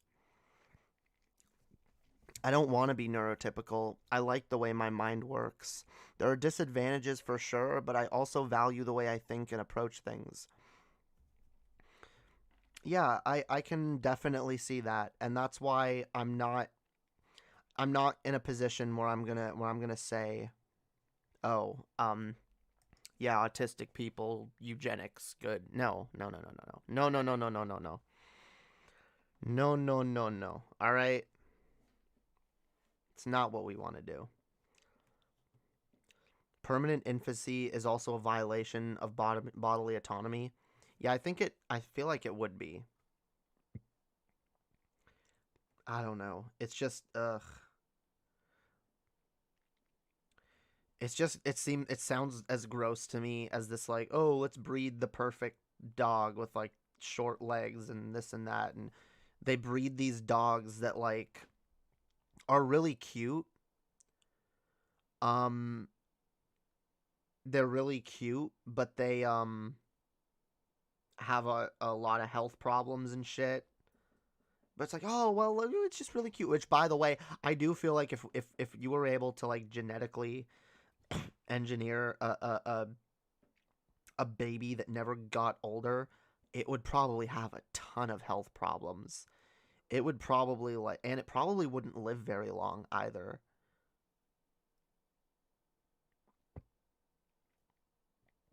It would probably, like, have the life of, like, a dog, if you're lucky.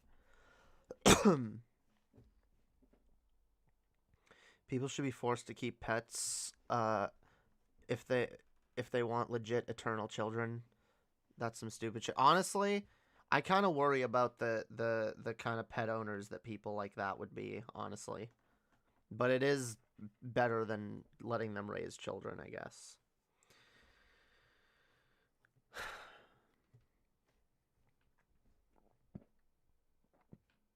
The self-awareness that you'll never grow up would be a living hell. Well, I'm envisioning if it's a baby that doesn't grow up, its brain would never get to the point where it can, like, form coherent thoughts, right? I don't feel like your brain would never mature. You'd have the brain of an infant forever. So I don't view it as being, like, even all that sentient. Like, it's a baby, but, like, it's not growing. I mean, what do babies do? Babies grow up. That's what they do. They grow. They're growing people. They're little miniature people that are still growing, okay? That's like wanting a sapling that stays a sapling forever.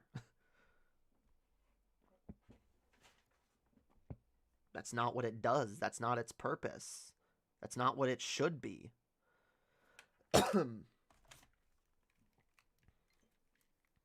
We're meant to change and grow and evolve in many ways.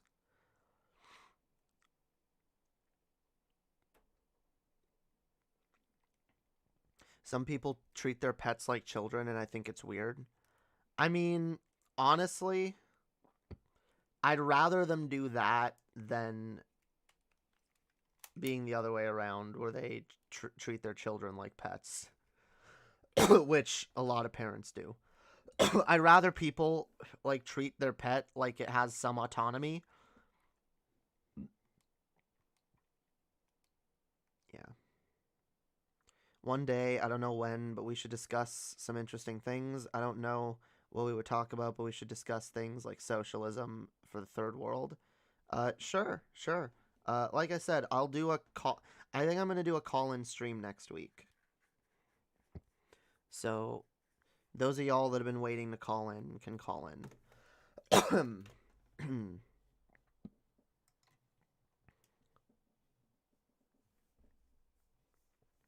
Yeah, I don't know why I was stun-locked by that person saying paranormal was a sexuality. I was like, what? That's a little weird.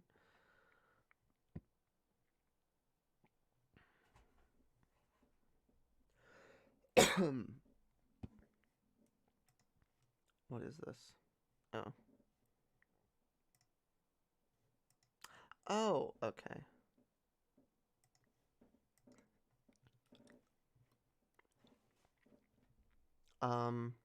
My cat is my daughter, and I don't care if people find that weird. Cats and dogs are people, not humans, people. They're members of society with self-awareness. They are adopted family members. Yeah, I think, like, I have no argument against that view on pet raising.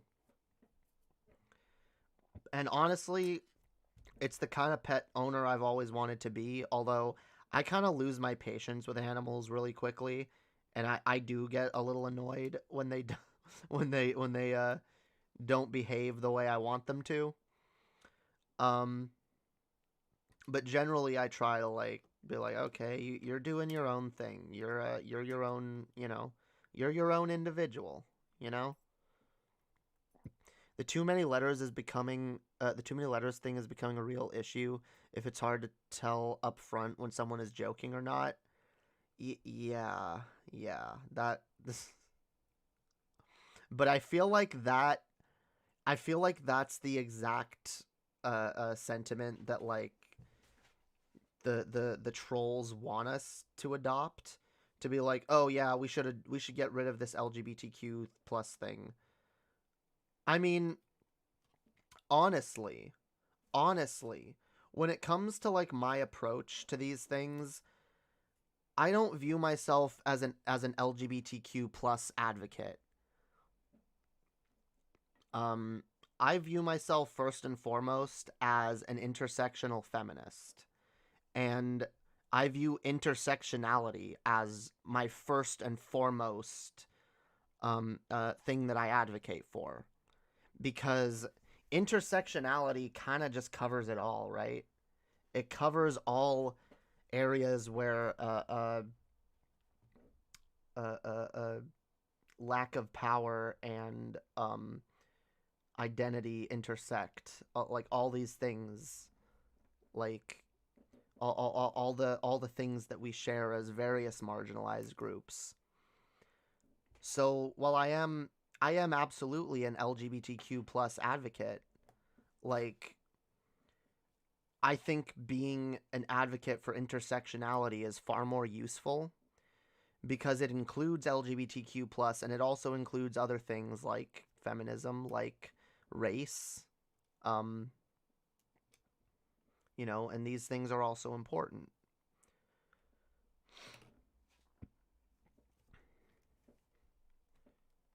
I like those small, pitiful purse dogs that always tremble and smell bad. I think it's cruel.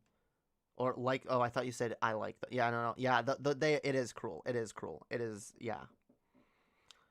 And I've seen dogs like that, and they seem very like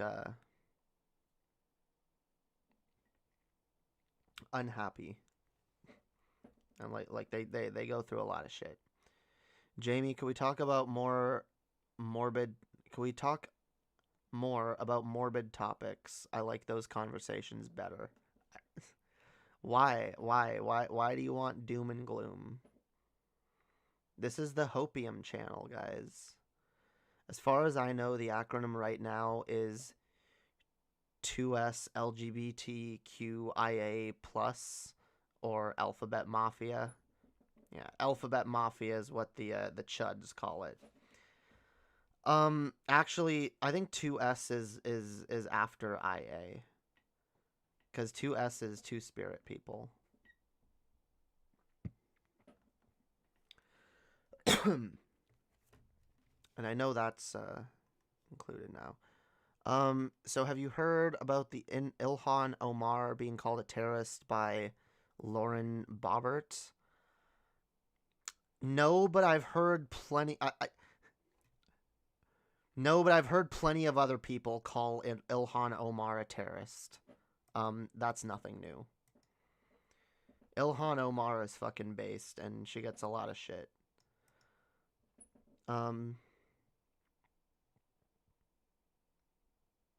Try to remember your earliest memory. Oh, I could tell you my earliest memory. My earliest memory. I have two, okay? I have two earliest memories. I don't know which one came first, but one of them is more just like innocuous, and one of them is kind of traumatic. So one of my first memories, and it was for the longest time I would have told you it was my first memory, was simply me sitting on the living room floor of my parents' house playing with a little toy barn that they got me, with like little toy farmer and like some little cows and pigs and sheep. And I just remember this farm, and I remember once I remember like at some point when I was really really little, like throwing one of the little animals from the farm set like down the heating vent. Like I pulled up the register thingy, and I threw it down, and then I was like, no, it's gone forever. Like, I don't remember why. It just, I ended up throwing it down there somehow. I don't know. So that's the first thing I could remember for the longest time. Then I have this other memory that may have came first. I don't know, but it's of my I don't remember which one was where, but I believe it was like my mom was at the bottom of the stairs and my dad was at the top of the stairs, and my dad was holding me, and he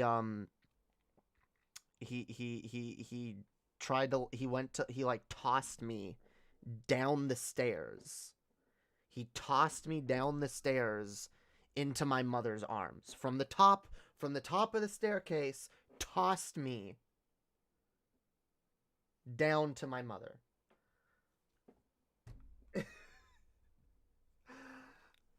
I tried bringing that up to my parents once, and they were like, it's total bullshit, that never happened. But like, I have had that distinct memory come and go for many years, and it's very vivid in my head. So yeah. But that's the earliest shit that I can remember. Lauren said some Capitol Police went running to the elevator, and she said some stupid joke about, oh god, she made an Islamophobic joke, and now Ilhan Omar is revealing death threats. These fucking fascists.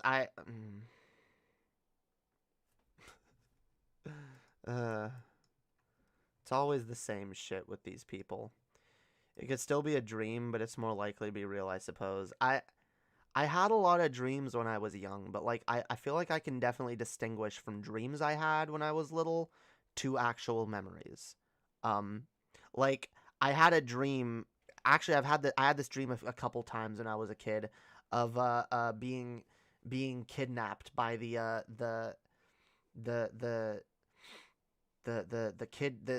child catcher in Chitty Chitty Bang Bang, because I loved that movie when I was a kid, and that movie was like always playing in my house when I was really young. I loved the movie, but the child catcher always scared the shit out of me. And so I had dreams a few times of being caught by the child catcher and being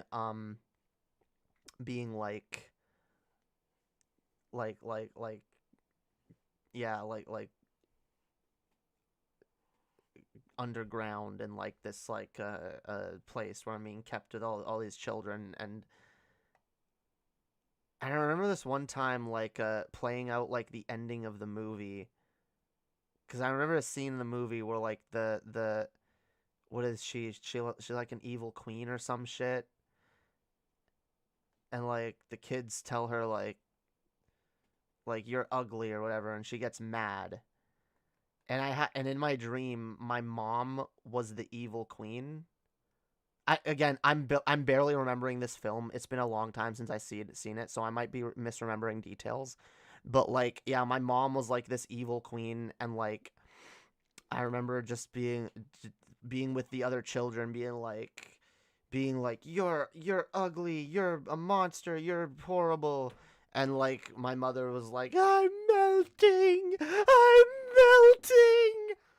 And that was really weird, because I didn't hate my mother at that point in my childhood, but like just viewing my mother as like this evil witch, this evil queen that like was like, I hate children. And then I remember when you were a kid and all a character in a movie or TV show would need to say for you to know that they're a bad guy is I actually hate children, right? Like when you were a kid, like that was like the biggest. That was like it's like, oh, you hate children? How could you? Oh, they must be really bad. Chitty Chitty Bang Bang was a part of your childhood. When were you born? 1959. My parents liked it, and I don't know.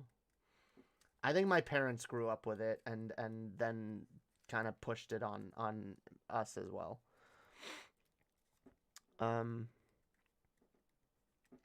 Hey sis, happy to see you on Estrogen. Hope you're ready for all the awkward changes. I hope I am too.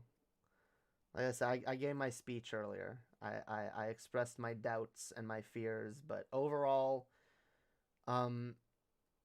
those aren't nearly as important as me taking the steps I need to be better.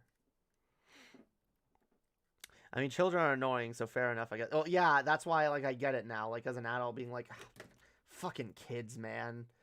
Kids are annoying. Like, I get it now. But, like, I don't hate children. Don't get me wrong. I do not hate children.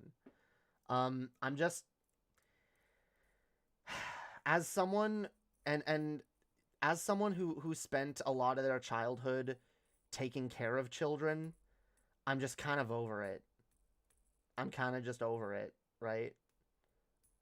And I'm not the only person who, like, grew up, like, as a kid having to take care of their siblings, and then when they got older being like, I am never doing that myself. There's a reason. Okay, there's a fucking reason. Raising kids is a very difficult job. And a very big responsibility, alright? Here on this stream, we see Jamie accidentally reveal that she's 62 years old. I mean, to be perfectly honest, I'm actually far older than that, and I resent the implication that I'd be hiding a ridiculously long lifespan, but that it would be that like piddling, like, oh, I'm 60 years old, guys, but I look like I'm in my 20s. I gotta stop with the like, oh, you're almost 30, you're almost stop. We got like 3 more years. Chill.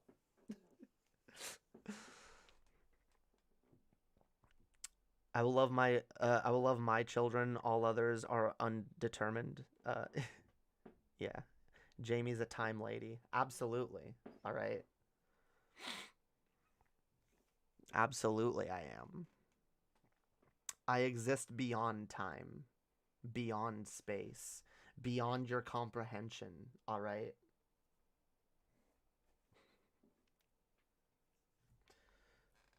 Like I said, guys, this character of mine is real.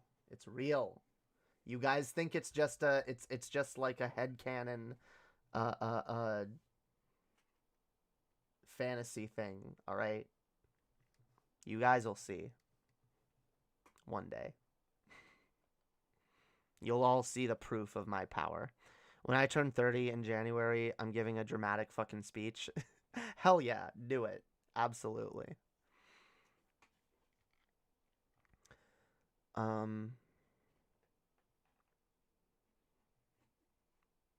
I love how you guys know what Chitty Chitty Bang Bang is too, but like you're acting like it's some weird thing that I was shown it as a child. Am I the only person that saw Chitty Chitty Bang Bang as a kid? You guys are full of shit.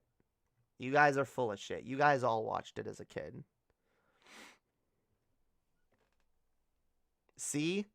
Absolutely you guys watched it too.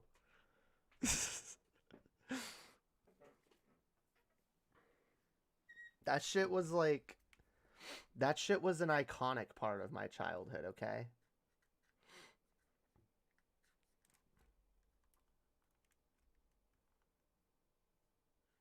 And I liked, yeah. A fucking flying car? That's fucking awesome, yo. I love it. It's such a simple movie. It's a movie about a flying car. It's a movie about a dad who's an inventor and builds a flying car. And it's fucking awesome. I thought Chitty Chitty Bang Bang was a verse from Limp Bizkit or Marilyn Manson or some new metal band.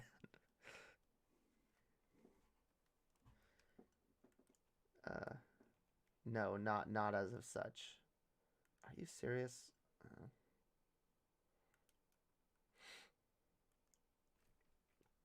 All the games on my Switch want to update, so I gotta update them while I'm all I know is Marilyn Manson sampled it one time. Did he? I know he sampled some old movies. I know he sampled Charlie and the Chocolate Factory.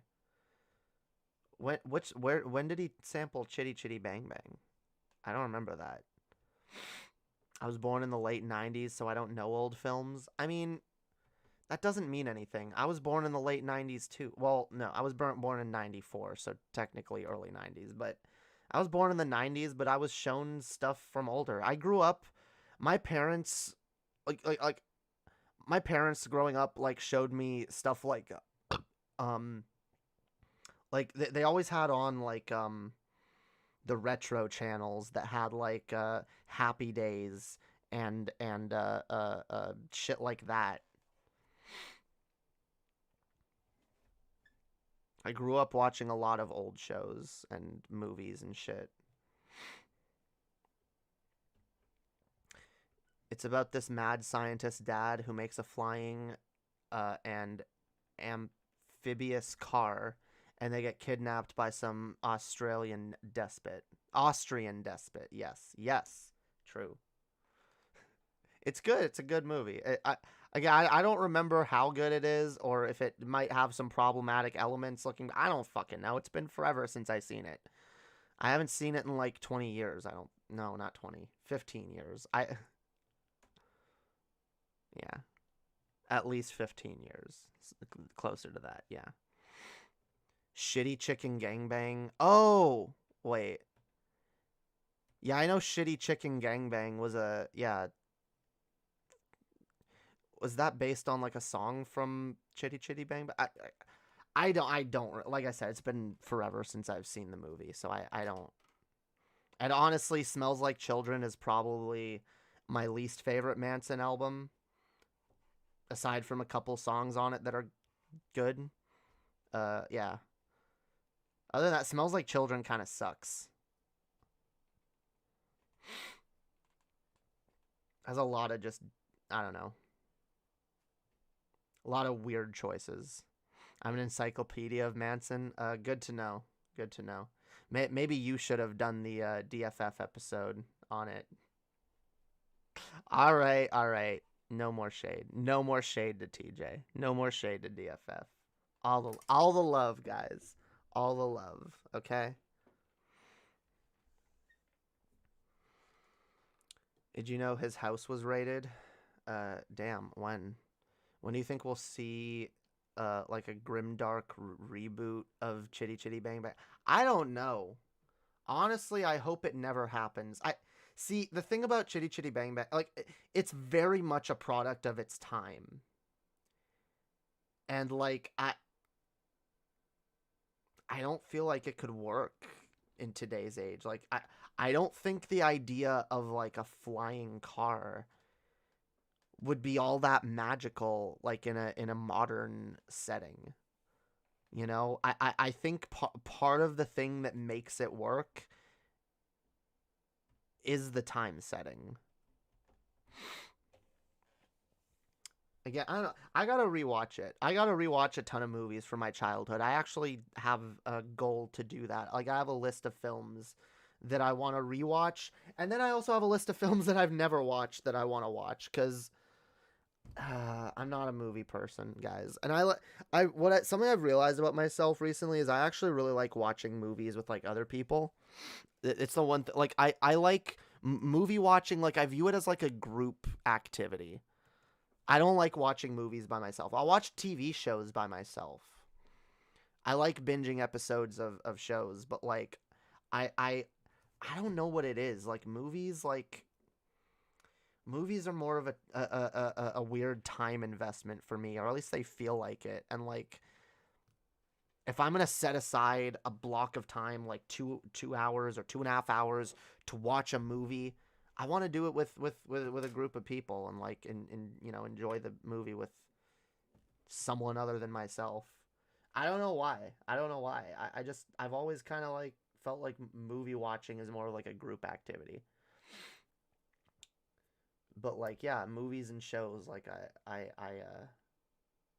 those are the shows and animes. Yeah, those are my shit as well. Have you ever watched old dystopian films like Mad Max? No, I've not seen any of those. Well, I've seen Matrix, but none of those other ones. 1984, Soylent Green, Brazil, Grigetta, or yeah, no, I've not seen those. I am reading 1984 though. Finally. I got an audiobook of George Orwell's works read by Stephen Fry, who is one of my favorite narrators. So I have no excuse now. No fucking excuse. All right, I'm going to finish 1984. Cuz I had another audiobook of it before that like I downloaded from somewhere and then I lost, but and I didn't like the voice actor too much, or the narrator, but I like Stephen Fry. Stephen Fry is a good voice. Mad Max Fury Road is fucking incredible. Interesting. Psychopaths is an amazing dystopian anime. Yeah, I've heard that. I've not checked that one out. I'm honestly not too super big in anime, just because most animes are super fucking long. At least a lot of them are, and like animes that I've tried to get into and tried to finish, like I still haven't. I've still never finished Full Metal Alchemist Brotherhood, even though I've tried a few times, and I get to like the 3rd season and then I end up just losing my place. And same with Naruto Shippuden. I've watched the first Naruto a few times, but Shippuden never finished. Bleach never finished. Just a ton of animes that like I like the idea of, but like they end up being way too fucking long. I know Full Metal Alchemist is one of the greatest shows ever made. I agree with that. I love Full Metal Alchemist. And I love Full Metal Alchemist Brotherhood. Honestly, the biggest reason I haven't finished it is I was watching it with my ex, and we were watching it on her Hulu, and I don't remember where we were, and yeah. The only reason I stopped watching it was because we were watching it together, and we just stopped getting around to watching it, and now I don't remember where I fucking was. So now I gotta find my place, which I hate doing with anime. It's one of the most frustrating things ever. Because then I end up watching like 3 or 4 episodes that I've already seen. I'm like, no, god damn it, I've seen this. But then I end up like, wait, now I'm confused. Did I see this part, or do I remember this? Or like, do I even remember this well enough that like, do I have to start over? Like, I always end up wanting to start over. The best anime are the shorter ones. Yeah, I tend to agree. Death Note is still my favorite anime, and I've still yet to be shown an anime that I view as any better. I know a lot of people disagree with me and get mad when I say Death Note's the best anime ever, but Death Note's the best anime I've ever seen. Okay? I know it's not the best anime ever. There's definitely better ones out there, but I really like Death Note. And part of the reason, yeah, I like it. It's not too long. Although I think Death Note could have stood to be a little bit longer. I wouldn't have minded it, but it also could have stood to be a little shorter, honestly. It could have gone both ways. But yeah, Death Note doesn't overstay its welcome, and that's one of the reasons why it still remains really good to me.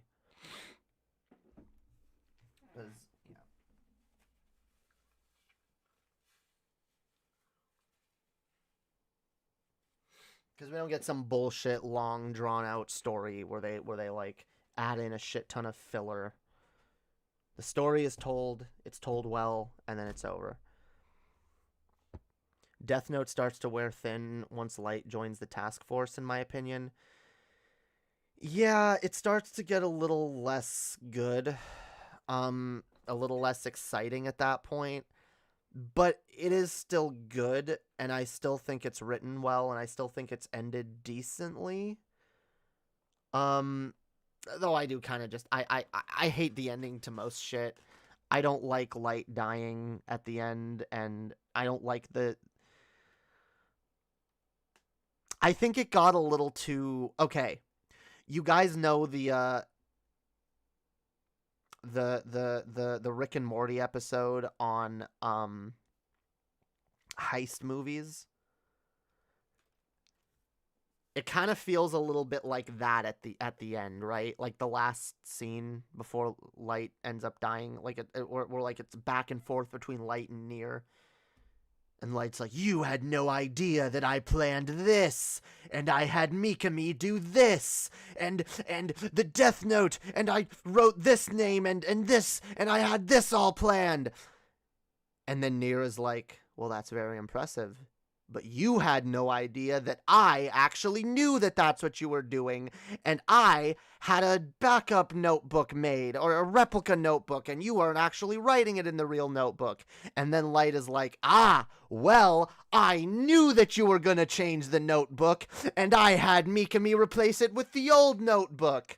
And then, at the end, finding out that, like, no, it actually wasn't. It was the fake notebook, and it's, stop. Ow. I shouldn't have hit my head there. Ow, that hurt. Oh, fuck. Yeah, I just bashed those into my head. Not good. Ouchie.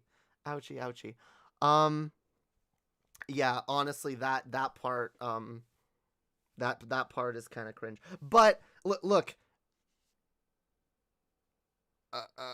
The best, honestly, I think the best version of the Death Note story, and some people really disagree with me on this, is the Japanese live action movies. I think that ending at least is way better. Okay? Way better. The fact that they don't needlessly kill off L before the story is over is infinitely better.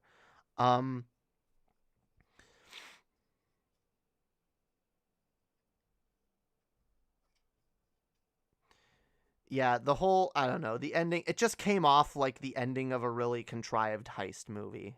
And whereas the rest of the plot for most of the rest of the series was very intricate, very cerebral and whatnot. I don't know words. I can't words.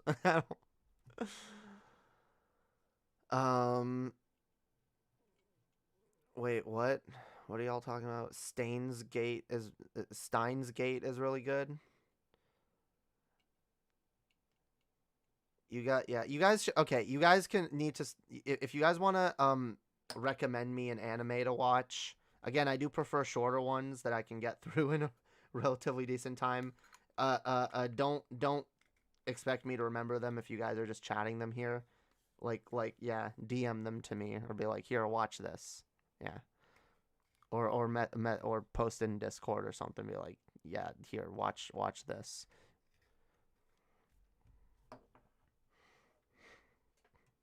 But there's a lot of shit that I want to check out. The problem is, like, I end up really wanting to watch stuff that I've already seen that I really enjoy, that's comforting in one way or another. Like Doctor Who. Like right now I'm doing like my 12th rewatch of Doctor Who. And I'm gonna keep watching it until I get to the end. But I'm also catching up on some classic Doctor Who, which is definitely something I've wanted to catch up on for a long time. There's a lot of classic episodes I've never seen, and I'm actually enjoying that too. By the way, I'm on the second Doctor's era, and I was gonna start skipping around, but then I skipped ahead a little bit and then saw an episode where it was like, oh, this actually connects to an episode that I skipped earlier, and I should probably watch them. I'm actually really enjoying the second Doctor. Patrick Troughton is quite good. I especially like seeing how excited and cheerful he is, which is a really nice contrast to William Hartnell's Doctor, which was the first. Like there's this one scene where they arrive on a planet, and the Doctor's just like, "Ooh, this is a splendid planet. I love this planet. Oh, I've been here before. This is a wonderful planet." And he like runs into the water to like go swimming, and he wants to like play around and shit. It's like, oh, I love that. I love that. that childish nature that the second Doctor has at times. But I'm really excited to get to the third Doctor though, because what I'm most curious about in classic Who is the Master. I really want, because most people have said that like the older versions of the Master are far superior. Like most people that have seen both are like, no, the older versions of the Masters are far superior to the newer ones, or at least especially to John Sim. And I really want to see. I want to see what the big hype is about, because I haven't really been introduced to any of the old Masters, and I love that character. Missy will always be my favorite Master, but like, speaking of Doctor Who, I keep saying it, but just so you guys know, we're gonna be doing like some watch parties of Doctor Who in the Discord soon. Yeah, I'm gonna be introducing Annie to some really good episodes of Doctor Who. So if any of y'all want to join us for that, join my Discord and go grab the watch party alert notification in the server, and yeah, you could in the assigned role. In the assigned roles channel. Then I'll notify everybody when we do that. I'll notify everyone with the watch party role.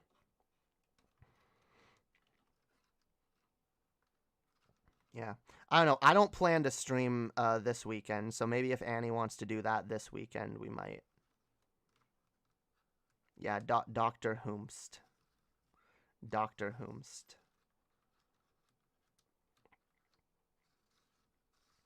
Yeah, Annie, there is nothing like I know I've recommended other shows and stuff to you in the past, but like there's nothing that I will be more adamant about on trying to introduce to people than Doctor Who, because it easily has more value than like 90% of the shows that are out there.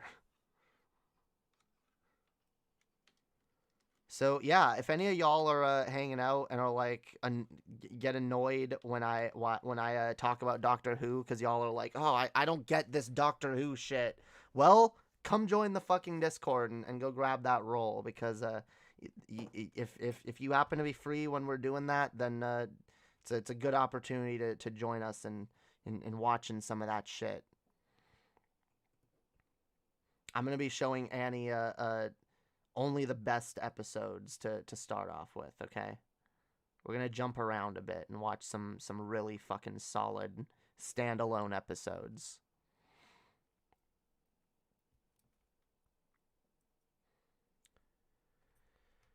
Um,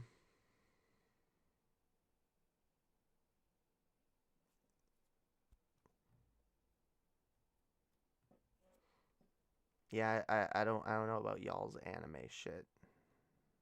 These weird anime titles that I've never watched. I do need to. I don't know.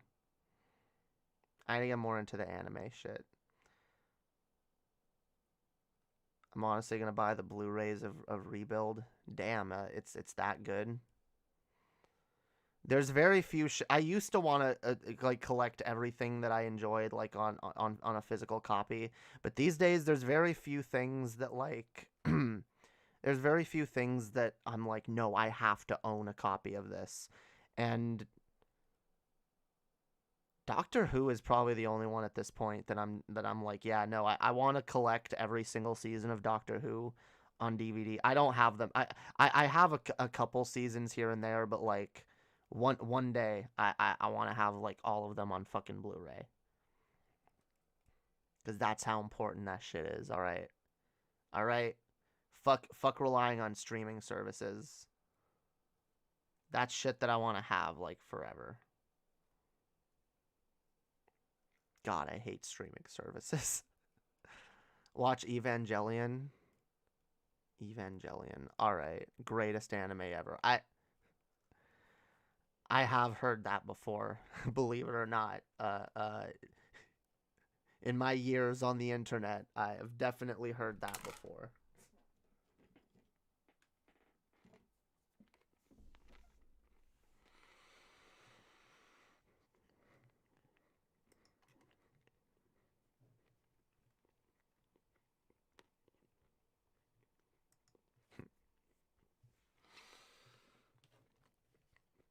Anyway.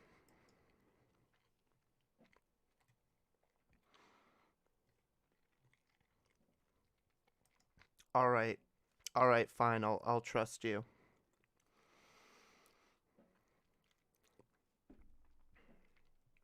Hmm. I'll send you the viewing list and what platforms they're on. Okay. All right, Blaine. I appreciate that. It's truly a masterpiece.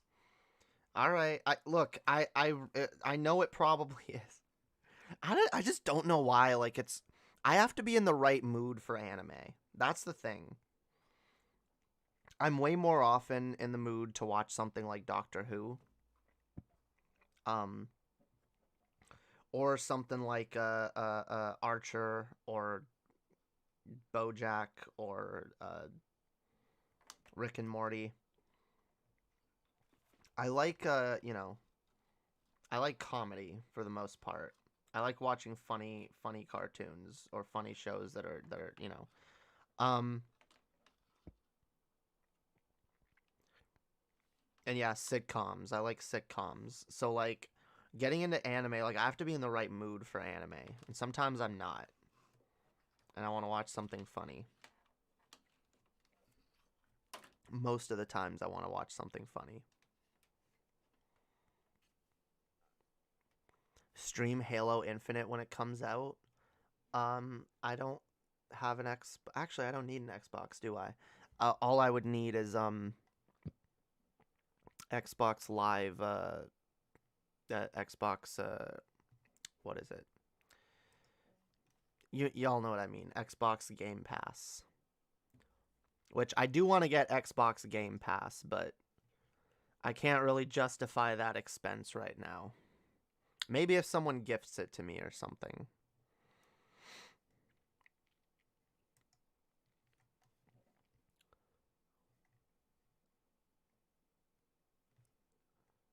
Why the fuck is Breath of the Wild trending? Why the fuck does anything ever trend the way it trends? That's the question.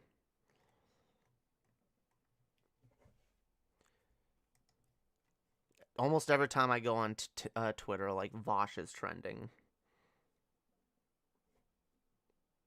The fuck? Okay, if this is actually the reason Bethesda is trending, then I might be really mad.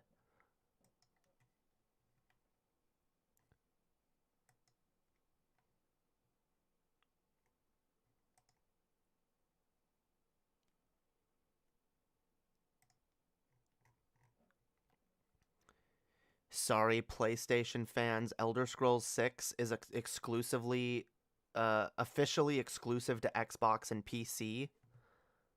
Is this legit? If this is legit, then I'm fucking pissed.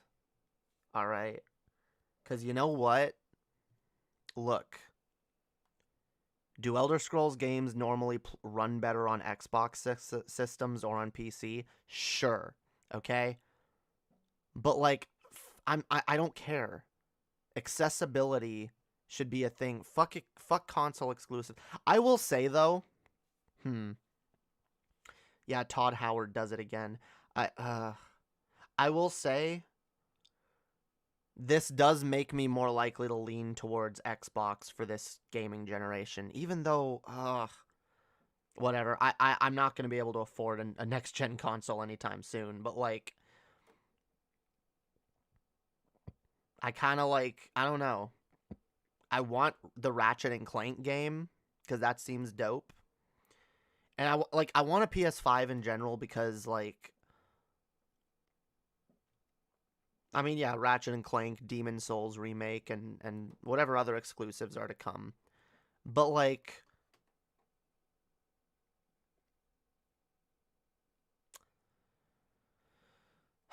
that's the thing, yo. Microsoft might this time actually have the better exclusive if Elder Scrolls... But we don't know when the fuck Elder Scrolls 6 is coming. That's the other thing. And it's not like I wouldn't be able to play Elder Scrolls 6 when it comes out, because I do have a PC, although I detest PC gaming. God damn it. But yeah, this might be the one time where, because of, if that's the case, Microsoft actually has the better exclusives than Sony for a change. For the first generation in, holy fuck, like, a long-ass time. I can't think of a single Xbox exclusive that is that was worth, forgoing PlayStation exclusives in the past. Unless you're a really big Halo fan. But I've never been a super big Halo fan.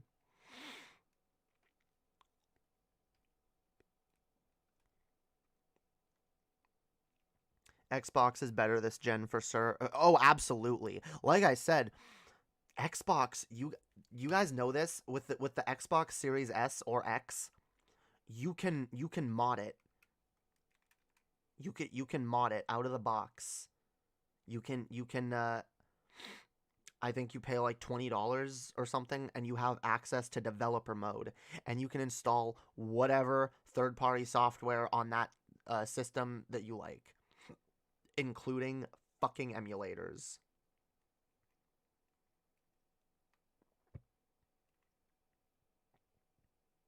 So, yeah.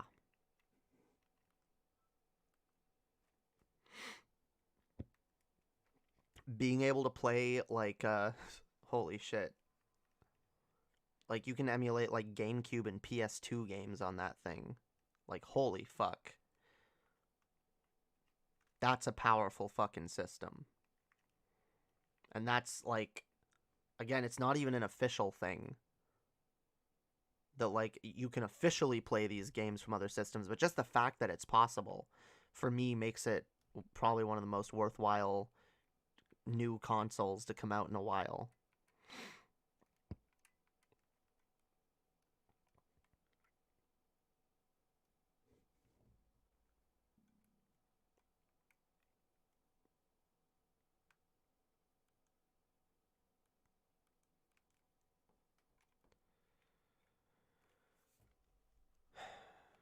Microsoft is treating their consumers better these days. They are, and I actually am really impressed by that. I mean, I really love Xbox Game Pass as a concept.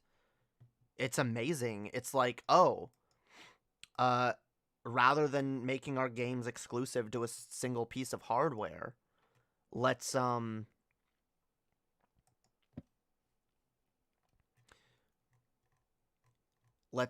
offer people a way to play these games on their fucking PC. Which, amazing. Honestly, I'd love to see Xbox Game Pass get like expand to like, I know it was talked about a little bit back, and it's probably not going to happen, but like the idea of Game Pass being added to Switch, like imagine if like imagine that. Imagine if you could just like either probably stream Xbox Game Pass games to the Switch. Like, even if you couldn't download them and play them on the go, that would still be pretty fucking cool. That'd still be a ton of new games that you could play on the Switch now that you couldn't before.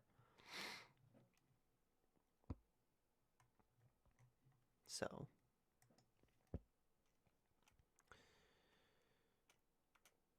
Microsoft mostly just tends to do timed exclusives. Yeah, and I hope that's what they do in this case, because having an Elder Scrolls game tied specifically to one console is not a good idea. All right, especially because I'd like to see eventually a version of Elder Scrolls 6 that ends up on whatever the next Switch is, if assuming it's powerful enough to run such a thing.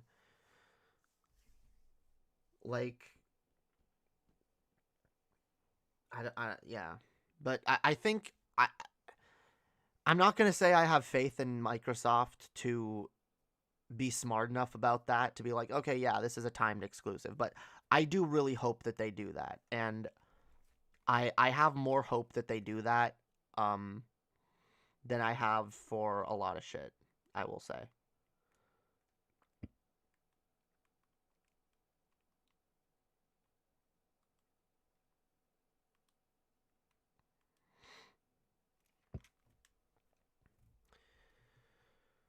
Microsoft doesn't really seem to see Nintendo as competition, so they probably will allow their games on Switch. Yeah, and they have been doing that more, and I hope they do that more. I want to see, like, even if they don't put Game Pass on the Switch, get, like, a ton of games that used to be Xbox exclusives, especially, like, one of the best things they can do right now, and they're already kind of doing it a little bit, is taking old games that were on the original Xbox and putting them on the Switch. There's a ton of old Star Wars games that are now on the Switch. Star Wars Knights of the Old Republic is now on the Switch. And I think they do well to, like, take more games from that era, or even from, like, the 360 era, that can run on the Switch and port them. Because, yeah, it would, that's what Microsoft should focus on, like, making the games. Fuck the hardware. It doesn't matter anymore. It doesn't matter what hardware people are playing on. And by the way, Nintendo already cooperates with Microsoft's Xbox Live service. Like, when you're playing Minecraft on the Switch, it's the Microsoft version, and you have to log into your Xbox Live account if you want to play online, or your Microsoft account, and which is actually good because it means you can play with people who have an Xbox or a PC. So I definitely want to see more of that in the future. Anyway, I've been going for a while, and we've devolved into inane gaming chatter. I'm really happy with the Star Wars games. Most of them I've been wanting to play for years. And with no ability. Yeah, no, it's great that a lot of those. I'm glad that the Jedi Outcast and Jedi Academy are on the Switch. Really glad about those. I'm gonna, even though I have Knights of the Old Republic on my phone, when it eventually goes on sale on the Switch, I'm probably gonna pick it up because I really want it on my Switch. Like, fuck playing it with a touch screen. Like, I want it. I want buttons and shit. You know. The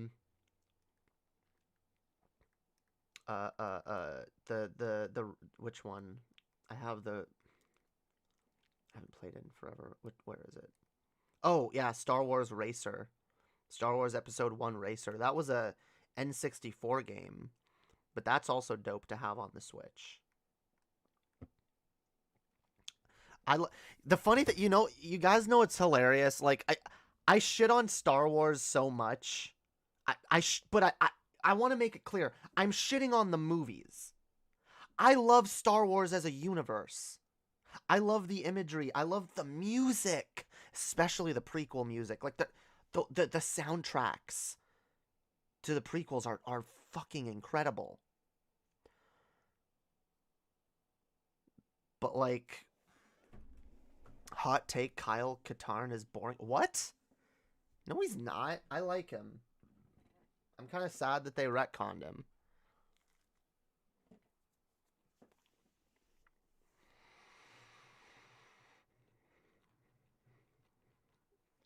Jordan.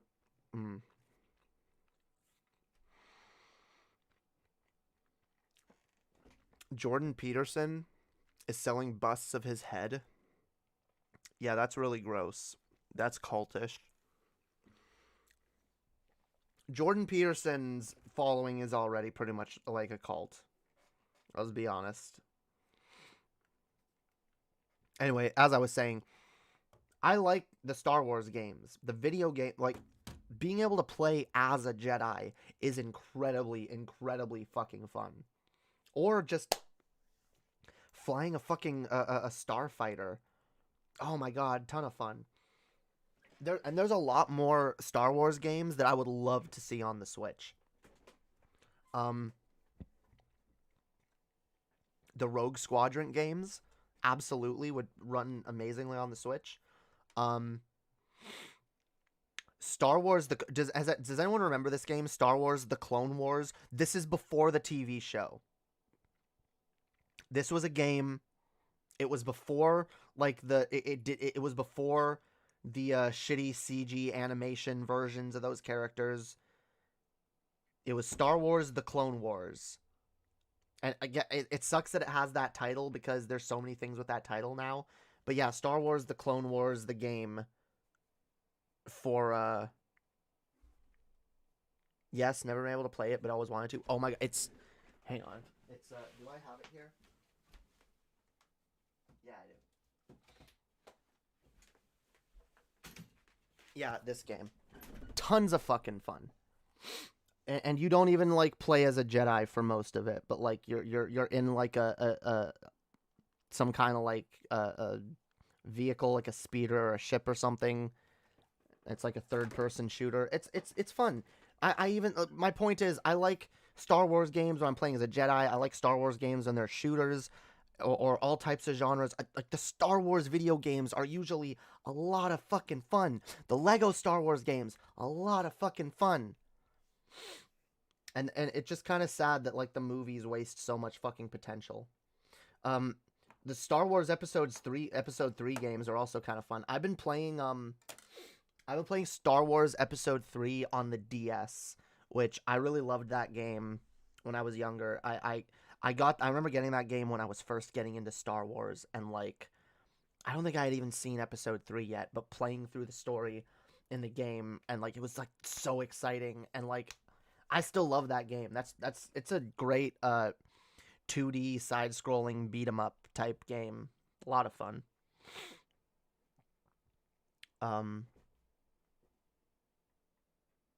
You haven't really given the show a proper opportunity. No, okay. When I start a show from season 1, episode 1, I view that as giving it a proper opportunity. If a show can't pull me in or make me interested, but in fact repulses me from the beginning, and I try to stick it out through most of the first season and it's still shit, you have to understand, like, as far as I'm concerned, I gave it a fair shake. I do recognize that later seasons get better. I don't want to watch through all the crap. I don't want to wade through the bullshit to get to it.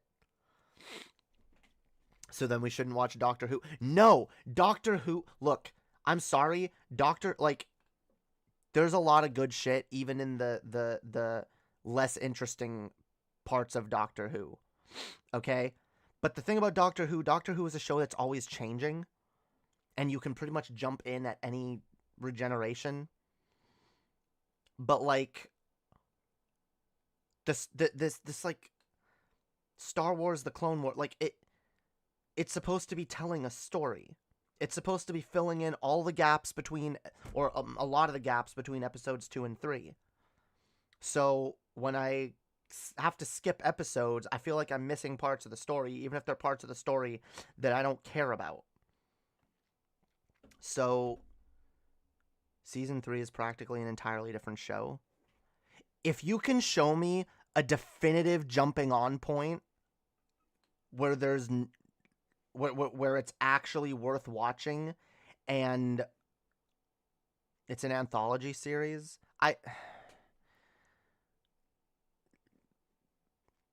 even when a series claims to be a series of anthologies, I still like to watch shit in order. Like, it's my OCD, all right? It's very hard to not do that. But if you can provide me a definitive jumping on point where the show is officially worth watching, and I won't feel like I'm missing out on prior episodes, but like it'll actually be good and engaging. Okay, series 3, episode 1.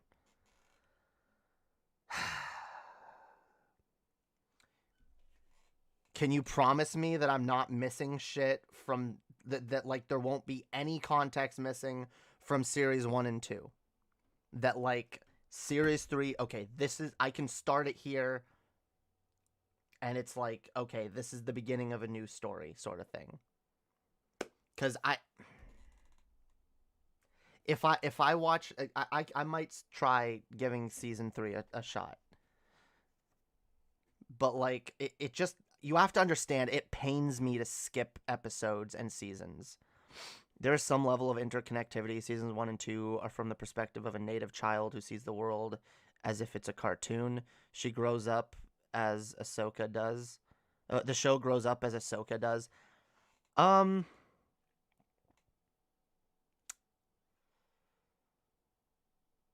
Yeah, you can't give me I'm sorry, you can't give me like the Harry Potter defense when it comes to Star Wars. That's not an excuse.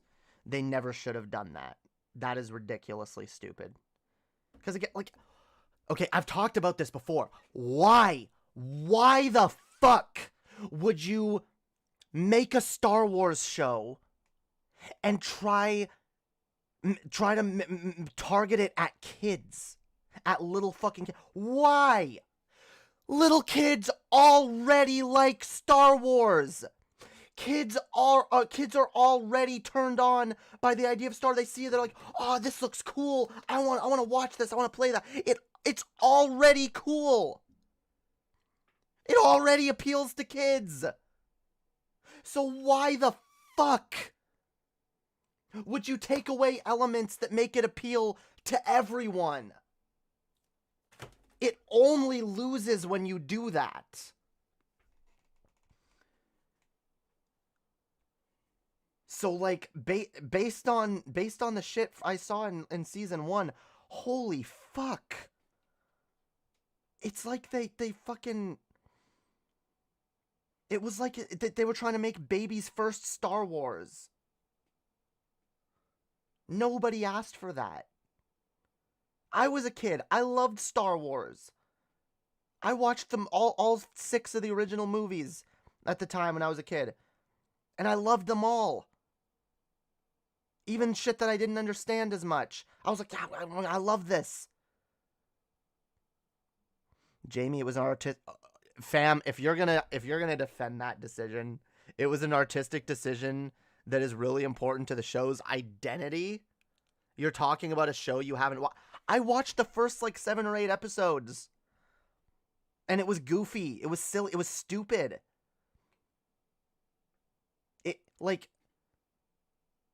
was everything about a kid's show that I don't want to watch. Like, there are some kids shows that I can go back and be like, this is actually good entertainment, good art.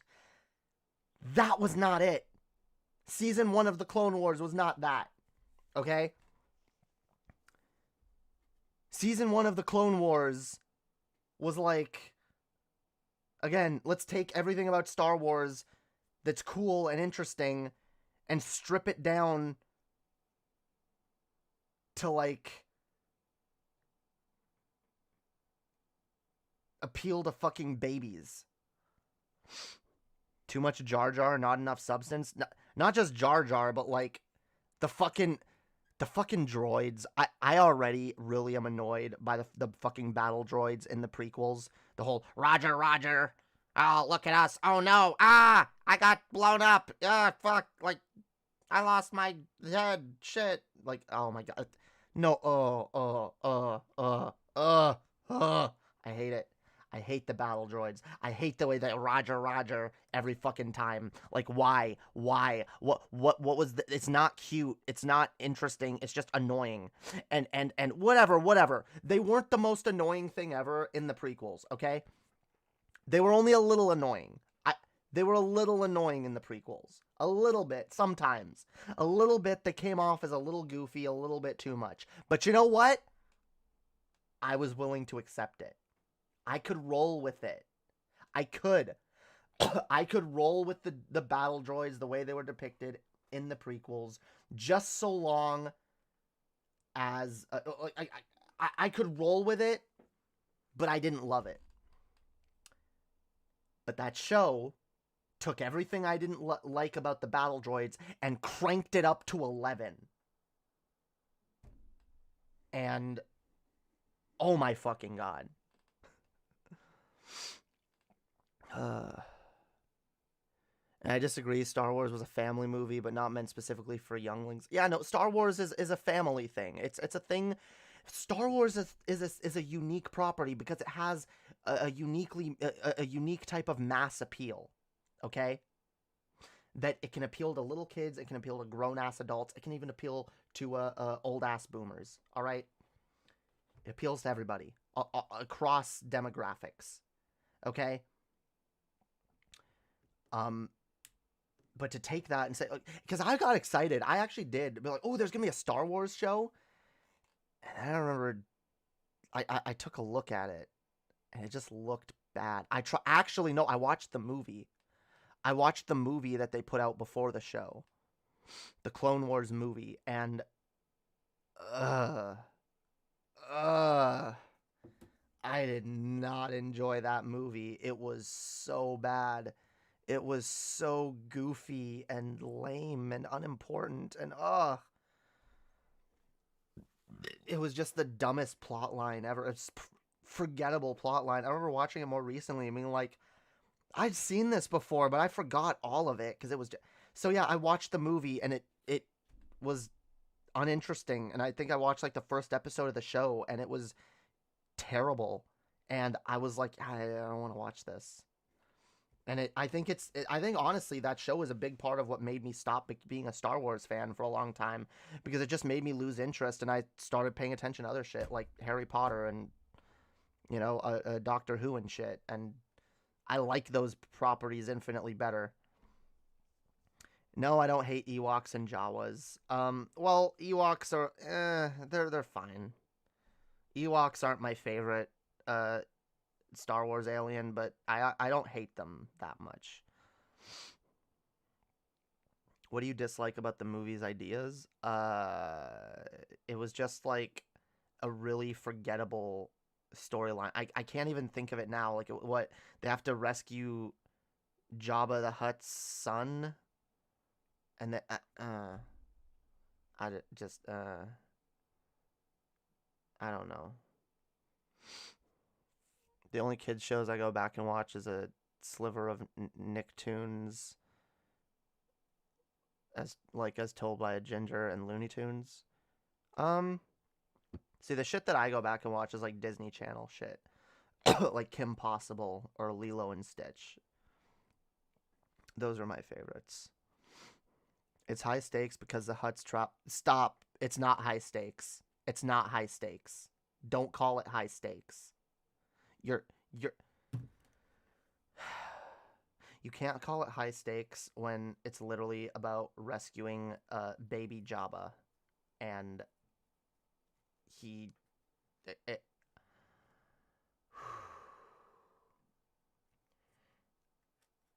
the villains are goofy, the heroes are uninspired. I'm sorry, it's not a good movie.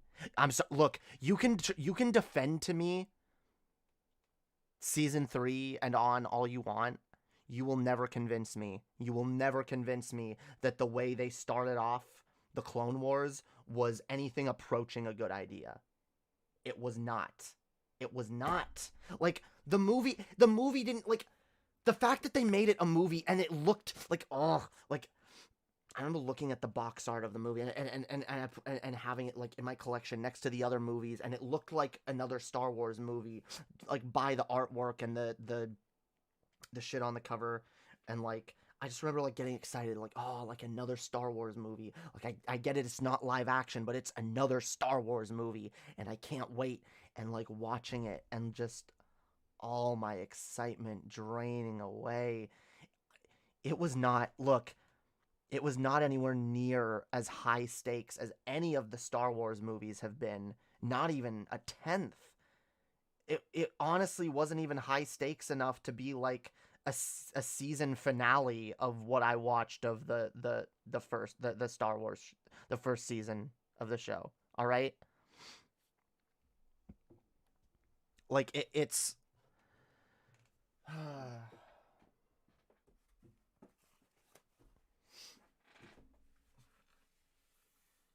I just look.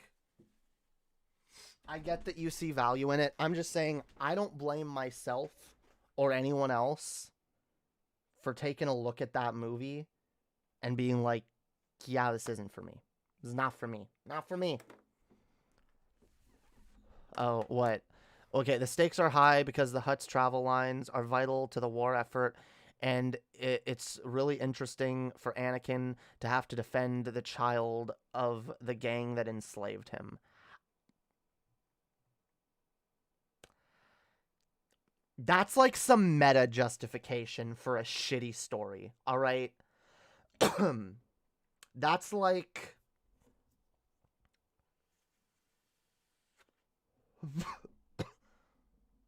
That's like,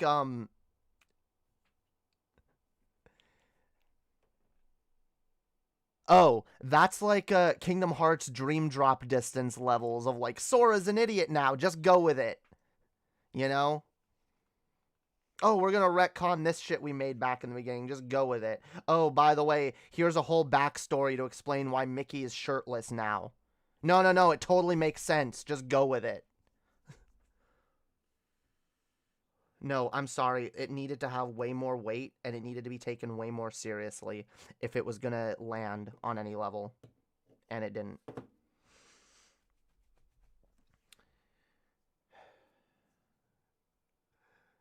I just don't like franchise milker. Like, aren't there enough dead horses already? I agree. I like, stop trying to milk franchises like crazy.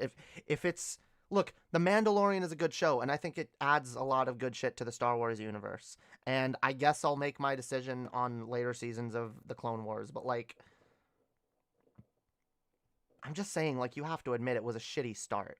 It was a shitty start, and you can't blame people for not giving it more of a chance. Especially considering that, like I said, I was very excited about it at the time.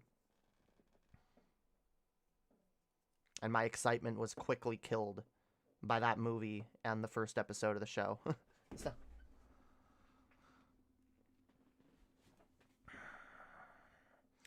Clone Wars wasn't a milker. It was an elaboration because nobody understood the prequels. Well, I wonder why nobody understood the prequels. Is it maybe because the prequels were also badly written? Look, again, there's good ideas there. The general skeleton of the story is good, and there's good imagery, good aesthetics, good characters, good world building, all of that, okay? And I understand why Star Wars is such a beloved franchise for so many people. And I love it too, okay?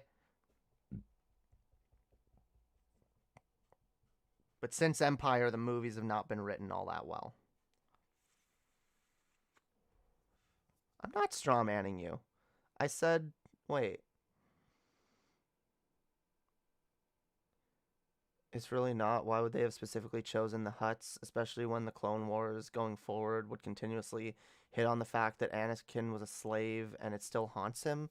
I mean, again, I get that. I just... It doesn't really, that doesn't show in the movie. They can justify it later, but it's not justified in the movie.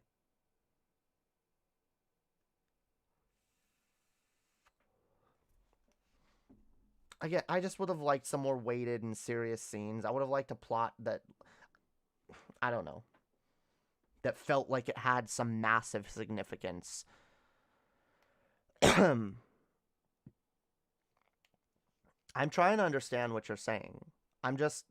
I view the movie as a standalone piece, and as honest, like the Clone Wars movie should have been putting their absolute best foot forward, okay? Because it should have made you like, oh, I really want to know more. Oh, this is so good. This is so interesting. It should have at the very least ended on an interesting cliffhanger or something.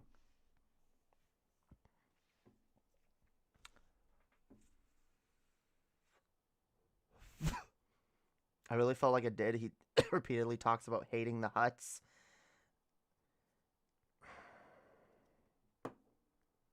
I don't know. I don't like... I honestly... Not enough that I really even took it that seriously or noticed it. Like... You're talking about an extremely goofy plot line justified by a bit of expositional dialogue. And not some, like, if it's gonna be about Anakin coming to terms with his hatreds of the Hutts, then there should have been some intense moment where Anakin has to face his past. He has to face himself being enslaved by the Hutts. That should have been a story arc that was tied up within the movie. Not an ongoing plot line that would be addressed later. Okay?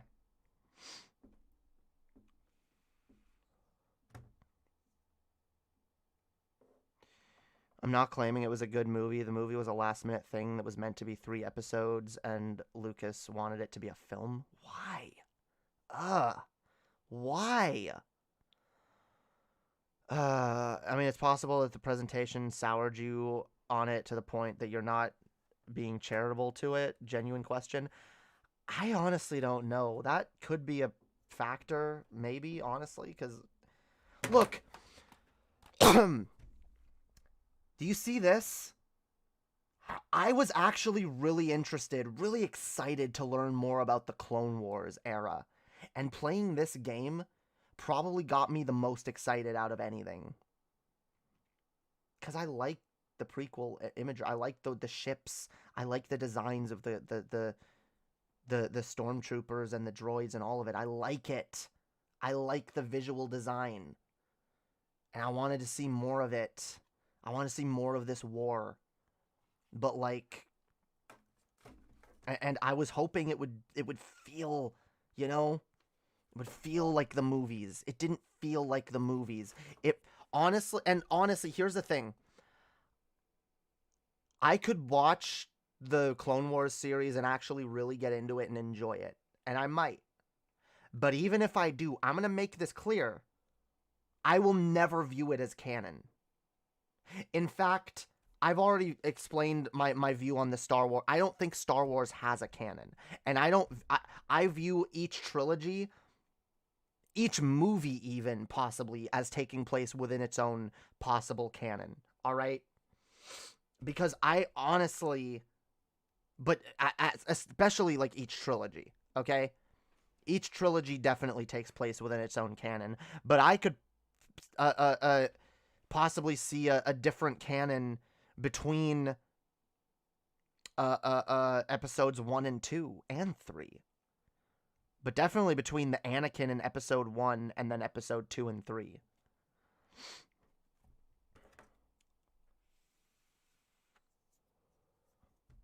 And Obi-Wan. Obi-Wan's a little inconsistent throughout those movies as well. Not the most inconsistent, though. Jamie, that defeats the entire purpose of everything Lucas made. No, I know that. I know that. This is why I criticize Lucas, because I think he's done a terrible job at tying his story together. Because I don't think he bridges the gaps between each story particularly well. And I recognize that the Clone Wars is an attempt to do that. But I think all it does is further highlight the fact that the story has maybe not been told in the best way. If he couldn't tell the story of the prequels in 3 movies, maybe he shouldn't have tried. Maybe it should have been a TV series. Maybe it should have been a series of series. Maybe there should have been a series about young Anakin, and that's where they could have approached the little kid shit if they wanted to.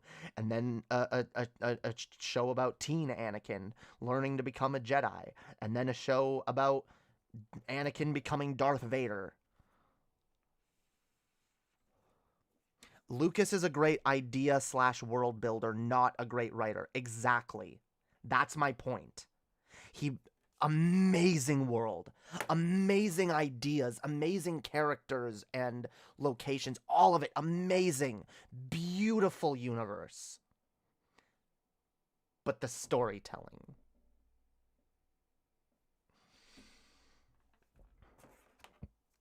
That's storytelling, though. The Jedis were self-righteous child abductors who raised child soldiers, not exactly great role models. I agree with that, absolutely. And that's why I've always... I hate the Jedi Order, and I don't like anyone who acts like they're really the good guys, because they're kind of not. Like, what the prequels are really about is 2... maybe not equally horrible sides, but two factions of not all that great groups of people in conflict, and a much worse third party ends up taking over, playing both sides, and winning in the long run. That's the point of the prequels and the Clone Wars expand. Look, I get it. You love the prequels. You love the universe that is built. I get it. Like I said, world building, amazing. Okay? Storytelling, And that's why, honestly, I like Star Wars video games more than anything, because I like that kind of Star Wars storytelling. Like, Jedi Fallen Order. Oh my fucking god. Amazing. Honestly, if that plot line was the plot of one of the new movies, I actually would have enjoyed it. Because that game told an actual interesting story. It's not about my love for it. It's about people just not understanding what he made. I understand what he made. I see it. Look, I see the picture he's trying to create. I see it. Okay? You got the original trilogy, Darth Vader, Luke Skywalker, all of that. Then you got Darth Vader's backstory, and you see the Empire, the Emperor's rise. I get all of that. But I believe in order to tell that story better, especially the prequel, the focus should have been different. Should have had way more focus on the Emperor and the shit that he was doing. We should have had way more emphasis on, honestly, like Obi-Wan's story. We should have seen more of Obi-Wan training Anakin instead of splitting them up constantly so that Anakin can have shitty fucking romantic dialogue that feels extremely wooden. And I know you're gonna defend that too and be like, oh, it's supposed to, yeah, whatever. Yeah, the Jedi are absolutely religious zealots. Celibacy, child soldiers, elitism. Yeah, they're not a role model.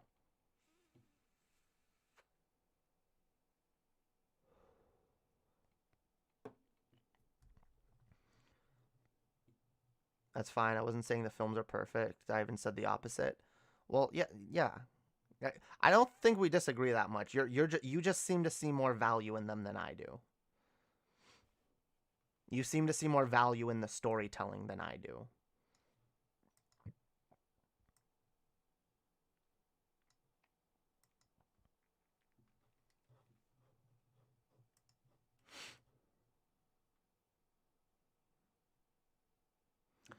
They live in a literal ivory tower, and people still don't get that it's intentional.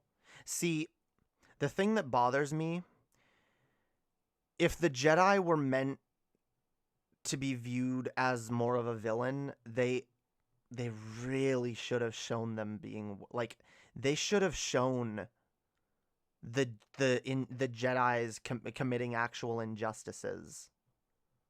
They should have shown just how corrupt the Jedi Order is. Yeah, we should have seen like the inherent corruption on both sides a lot more, instead of just vague little things that you can pick up on. And hey, if you look at the movie this way, you can actually kind of see, yeah, the Jedi aren't that good. But like leaving it open ended so that, and I generally hate this in general, like this is one of the things I hate about Star Wars the most, and this is probably due to my own viewing of it and my own understanding of Star Wars and my own baggage, because I was raised to view Star Wars as like a biblical allegory. That was how I was first showed Star Wars by my parents, and they gave me a long speech contextualizing everything in their religious ideology. Okay. And so one of the things that bothers me about the Star Wars story are the ways in which it leans into that interpretation. That's what I don't like. And I do believe that the films allow for various interpretations because they don't want to take a hard stance on anything. Which makes them extremely weak storytelling devices. Because, like, you're not really pushing much of a message or anything when it can just be interpreted however. I knew a family of nutbag Christians who thought that Jedi translates to follower of Christ. Yeah. Literally, I told you guys when I went to see the Last Jedi, I went with my dad for some stupid reason, and he literally stood up in the movie theater at the moment when like Luke is being barraged by a blaster fire, and he like stands up and he like takes it and he like and he sacrifices himself. My dad literally stood up in the theater and yelled, "Jesus!" Like,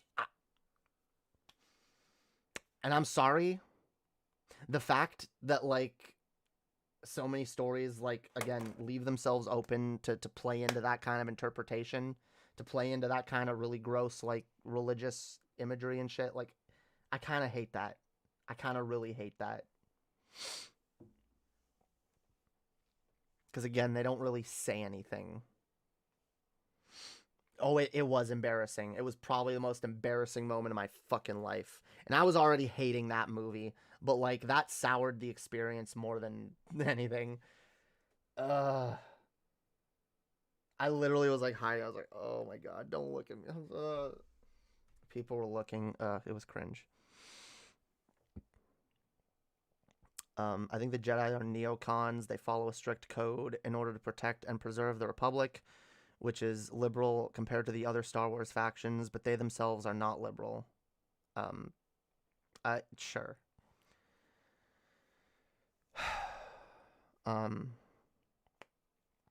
They definitely take a very hard stance against dogma and fascism. Maybe in some of the expanded universe stuff, but not really in the movies. The movies are kind of pro-dogma. Especially the original trilogy. Like, the Force. The light side of the Force. And then the prequels, you know, kind of just reinforce the idea that, like, both sides are bad, but, like, obviously the Sith are way worse. And the Separatists are way worse. Obviously the Jedi are the ones we want to identify with. But then...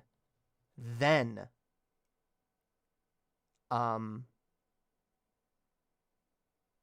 sorry. The sequels probably sour me the most in this, because maybe the message of all the other of the first 6 films was fascism and dogma are bad. Okay, but I'm sorry. I will never forgive the fact that the sequel trilogy had a very good opportunity to explore the idea of gray Jedi, to have Rey reject the Jedi Order and the Sith, and to have Kylo Ren as well reject the Sith and the Jedi Order, and possibly have the two of them start their own thing. But no, we have to, like, go back to the tired old predictable plot lines. Yeah, I'll never forgive Star Wars for not doing that, because that's the direction it seemed to be going in, that, like, Rey was gonna reject. Yeah, why should I stick to this old Jedi Order bullshit when, like, you know, all these Jedi are long dead? Why should I stick to their traditions or whatever? And, like, let's start a new tradition, a new. Fuck the sequels. Why should a bastardization of Lucas's story be held against his artwork? I agree. No, I agree. I agree. I do try to not hold the sequels against it. Trust me, as someone who, again, I love the Star Wars universe, I have to try really hard. Like, I have to try really hard to remove the sequel shit and be like, no, there's good shit there. It's still good. All right. But the sequels have probably soured my liking of the franchise more than anything. It's just the fact that, like, shit and more shit. Again, however the Clone Wars ended up, the way it began, it was shitty, and then the sequel movies shitty, and the prequel movies already were kind of subpar, and just disappointment, more and more disappointment from this series.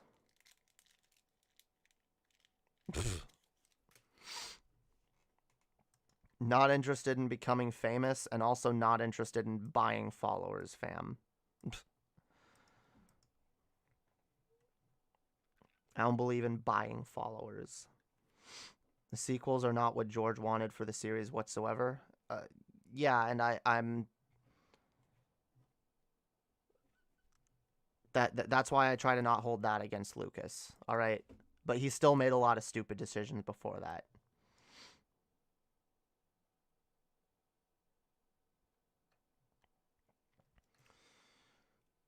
I always said I would join the dark side, but not the Sith. The Sith are fascists, whereas the Dark Jedi are hedonistic and sadistic. This is strictly in the expanded universe, though. Yeah, well, the expanded universe shows more grayness, that everything isn't so black and white, but the movies portray a lot of it as black and white. They do. Even right till the end with Anakin versus Obi-Wan. Everything ends black and white. Everything that Lucas wrote had a black and white ending. We don't get shades of gray. So I'm not all that surprised when the sequel trilogy doesn't give us shades of gray either.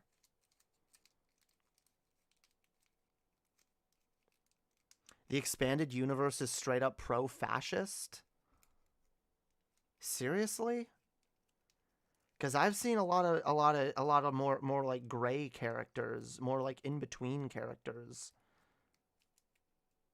I know there's a lot of Sith stories in the expanded universe, but, like, yeah, I don't know. I don't fucking know. Depends on what part of the EU you're reading. Yeah, that. There's a lot. There's good stuff. There's bad stuff. Like I said, I like stuff about the universe, and there's stuff I don't like. All right, I'm done with Star Wars. I'm done, guys. Move on. In fact, I should probably end this stream. I've spent the last hour now talking about Star Wars. Yeah. All right. I don't care anymore.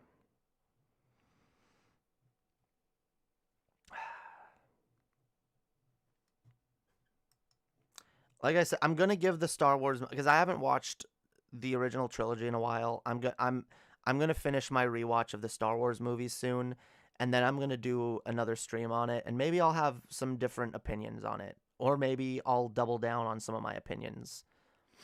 But I am gonna rewatch all the movies and then do like a stream talking about my thoughts on the movies.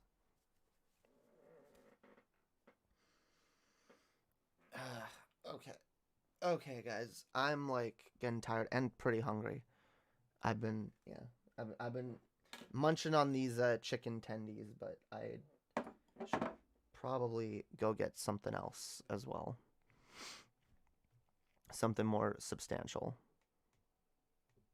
Yeah, I wouldn't call those Sith stories pro-fascist either. They're giving us a look into how they think. Yeah, I don't know what you're talking about that's pro-fascist in the EU. I don't know. Remember, the Force wants balance, not a dichotomy. Sure. But, like, we're told balance. We're always told balance, balance, balance, but we're told that by people who fall more to one end of the spectrum than the other. We're told that by people who only use the light side of the Force. They keep saying balance, balance, balance. What balance? Do you mean that there should be more Sith? Because that's the only, like, that's what pisses me off when, like, the Jedi are like, oh, we need to bring balance to the Force. Anakin kind of does bring balance to the Force. Because up till that point, the Jedi and Sith are extremely unbalanced. So it's like, yeah, now there is more balance. But why would you want such a thing? That'll actually punish your channel if you buy subs. Oh, you're a bit behind, but yeah, no, I usually ban people when they come in with that bullshit. You want to buy subs? Fuck off. Fuck off. I've never been interested in artificially inflating my numbers. I've never done it. Never done it once, and I'm not going to. I come by my subscriber count honestly, thank you. Oh. Oh, there's still shit in there. No, there should be neither. Well, that's my point. There should be neither. That's bringing true balance to the Force. Or there should be, if there's going to be Force users, I want to see some Force users that use the light side and the dark side. Because that's balance. That's true balance. When people are able to use the light and the darkness and not fall to either, right? Not become corrupted by either. Because you can be corrupted by the light just as much as you can be corrupted by the darkness. You can be corrupted by supposed good intentions as you can be corrupted by bad intentions. That's the point of the movies? I guess it is. And I guess I do appreciate that. But it just pisses me off then that the Jedi are always viewed as the heroes. And that it's some great tragedy that we lost all the Jedi. But that they didn't go out of their way more to like, we don't get to see them doing injustices. We just get to see the way they supposedly mistreat Anakin. That, like, that's a very subjective view of why the Jedi are bad.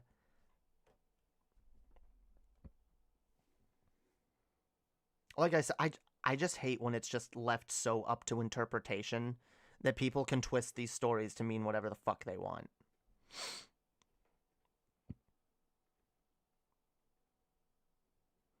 The movie did everything to show that Jedi were assholes. Yoda even says it. When does Yoda say that the Jedi are... You know,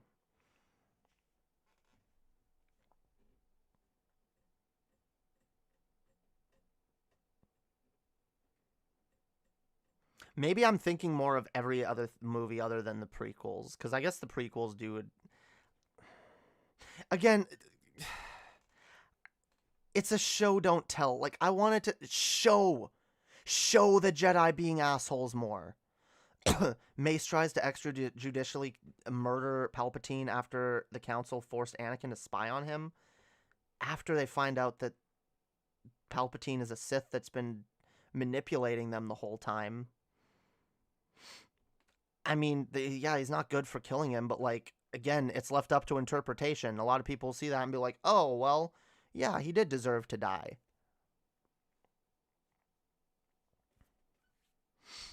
I'm just saying the movie should have, like, I get Anakin's reasoning for a lot of the decisions he made, but like the movie doesn't give us, the audience, much of a reason to turn against the Jedi other than Anakin's own subjective viewpoints, and those can seem pretty petty and childish.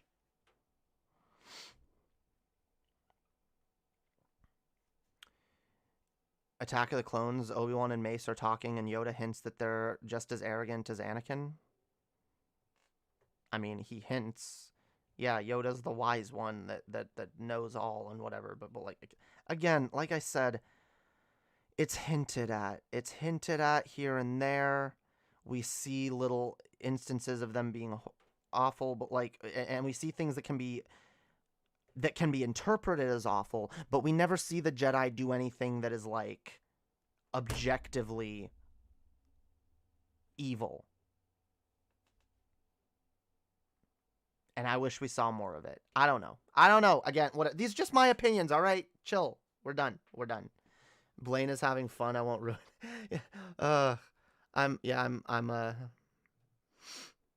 I'm over it.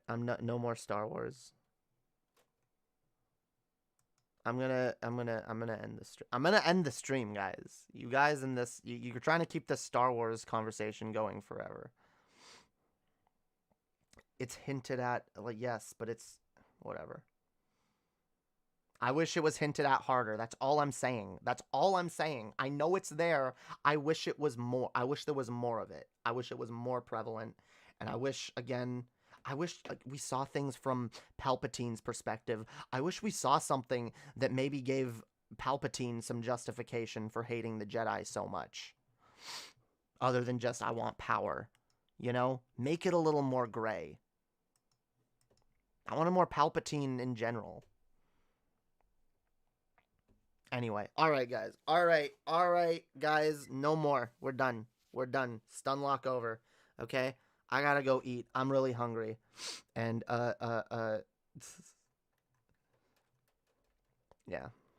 I'm hungry, guys. So I'm gonna go.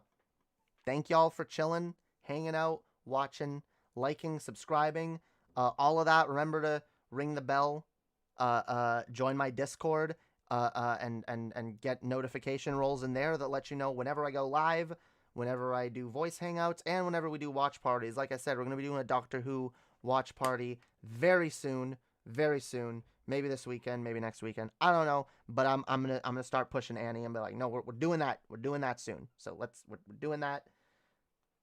Join my Patreon. We just did a patron show the other night. Was a pretty good patron show.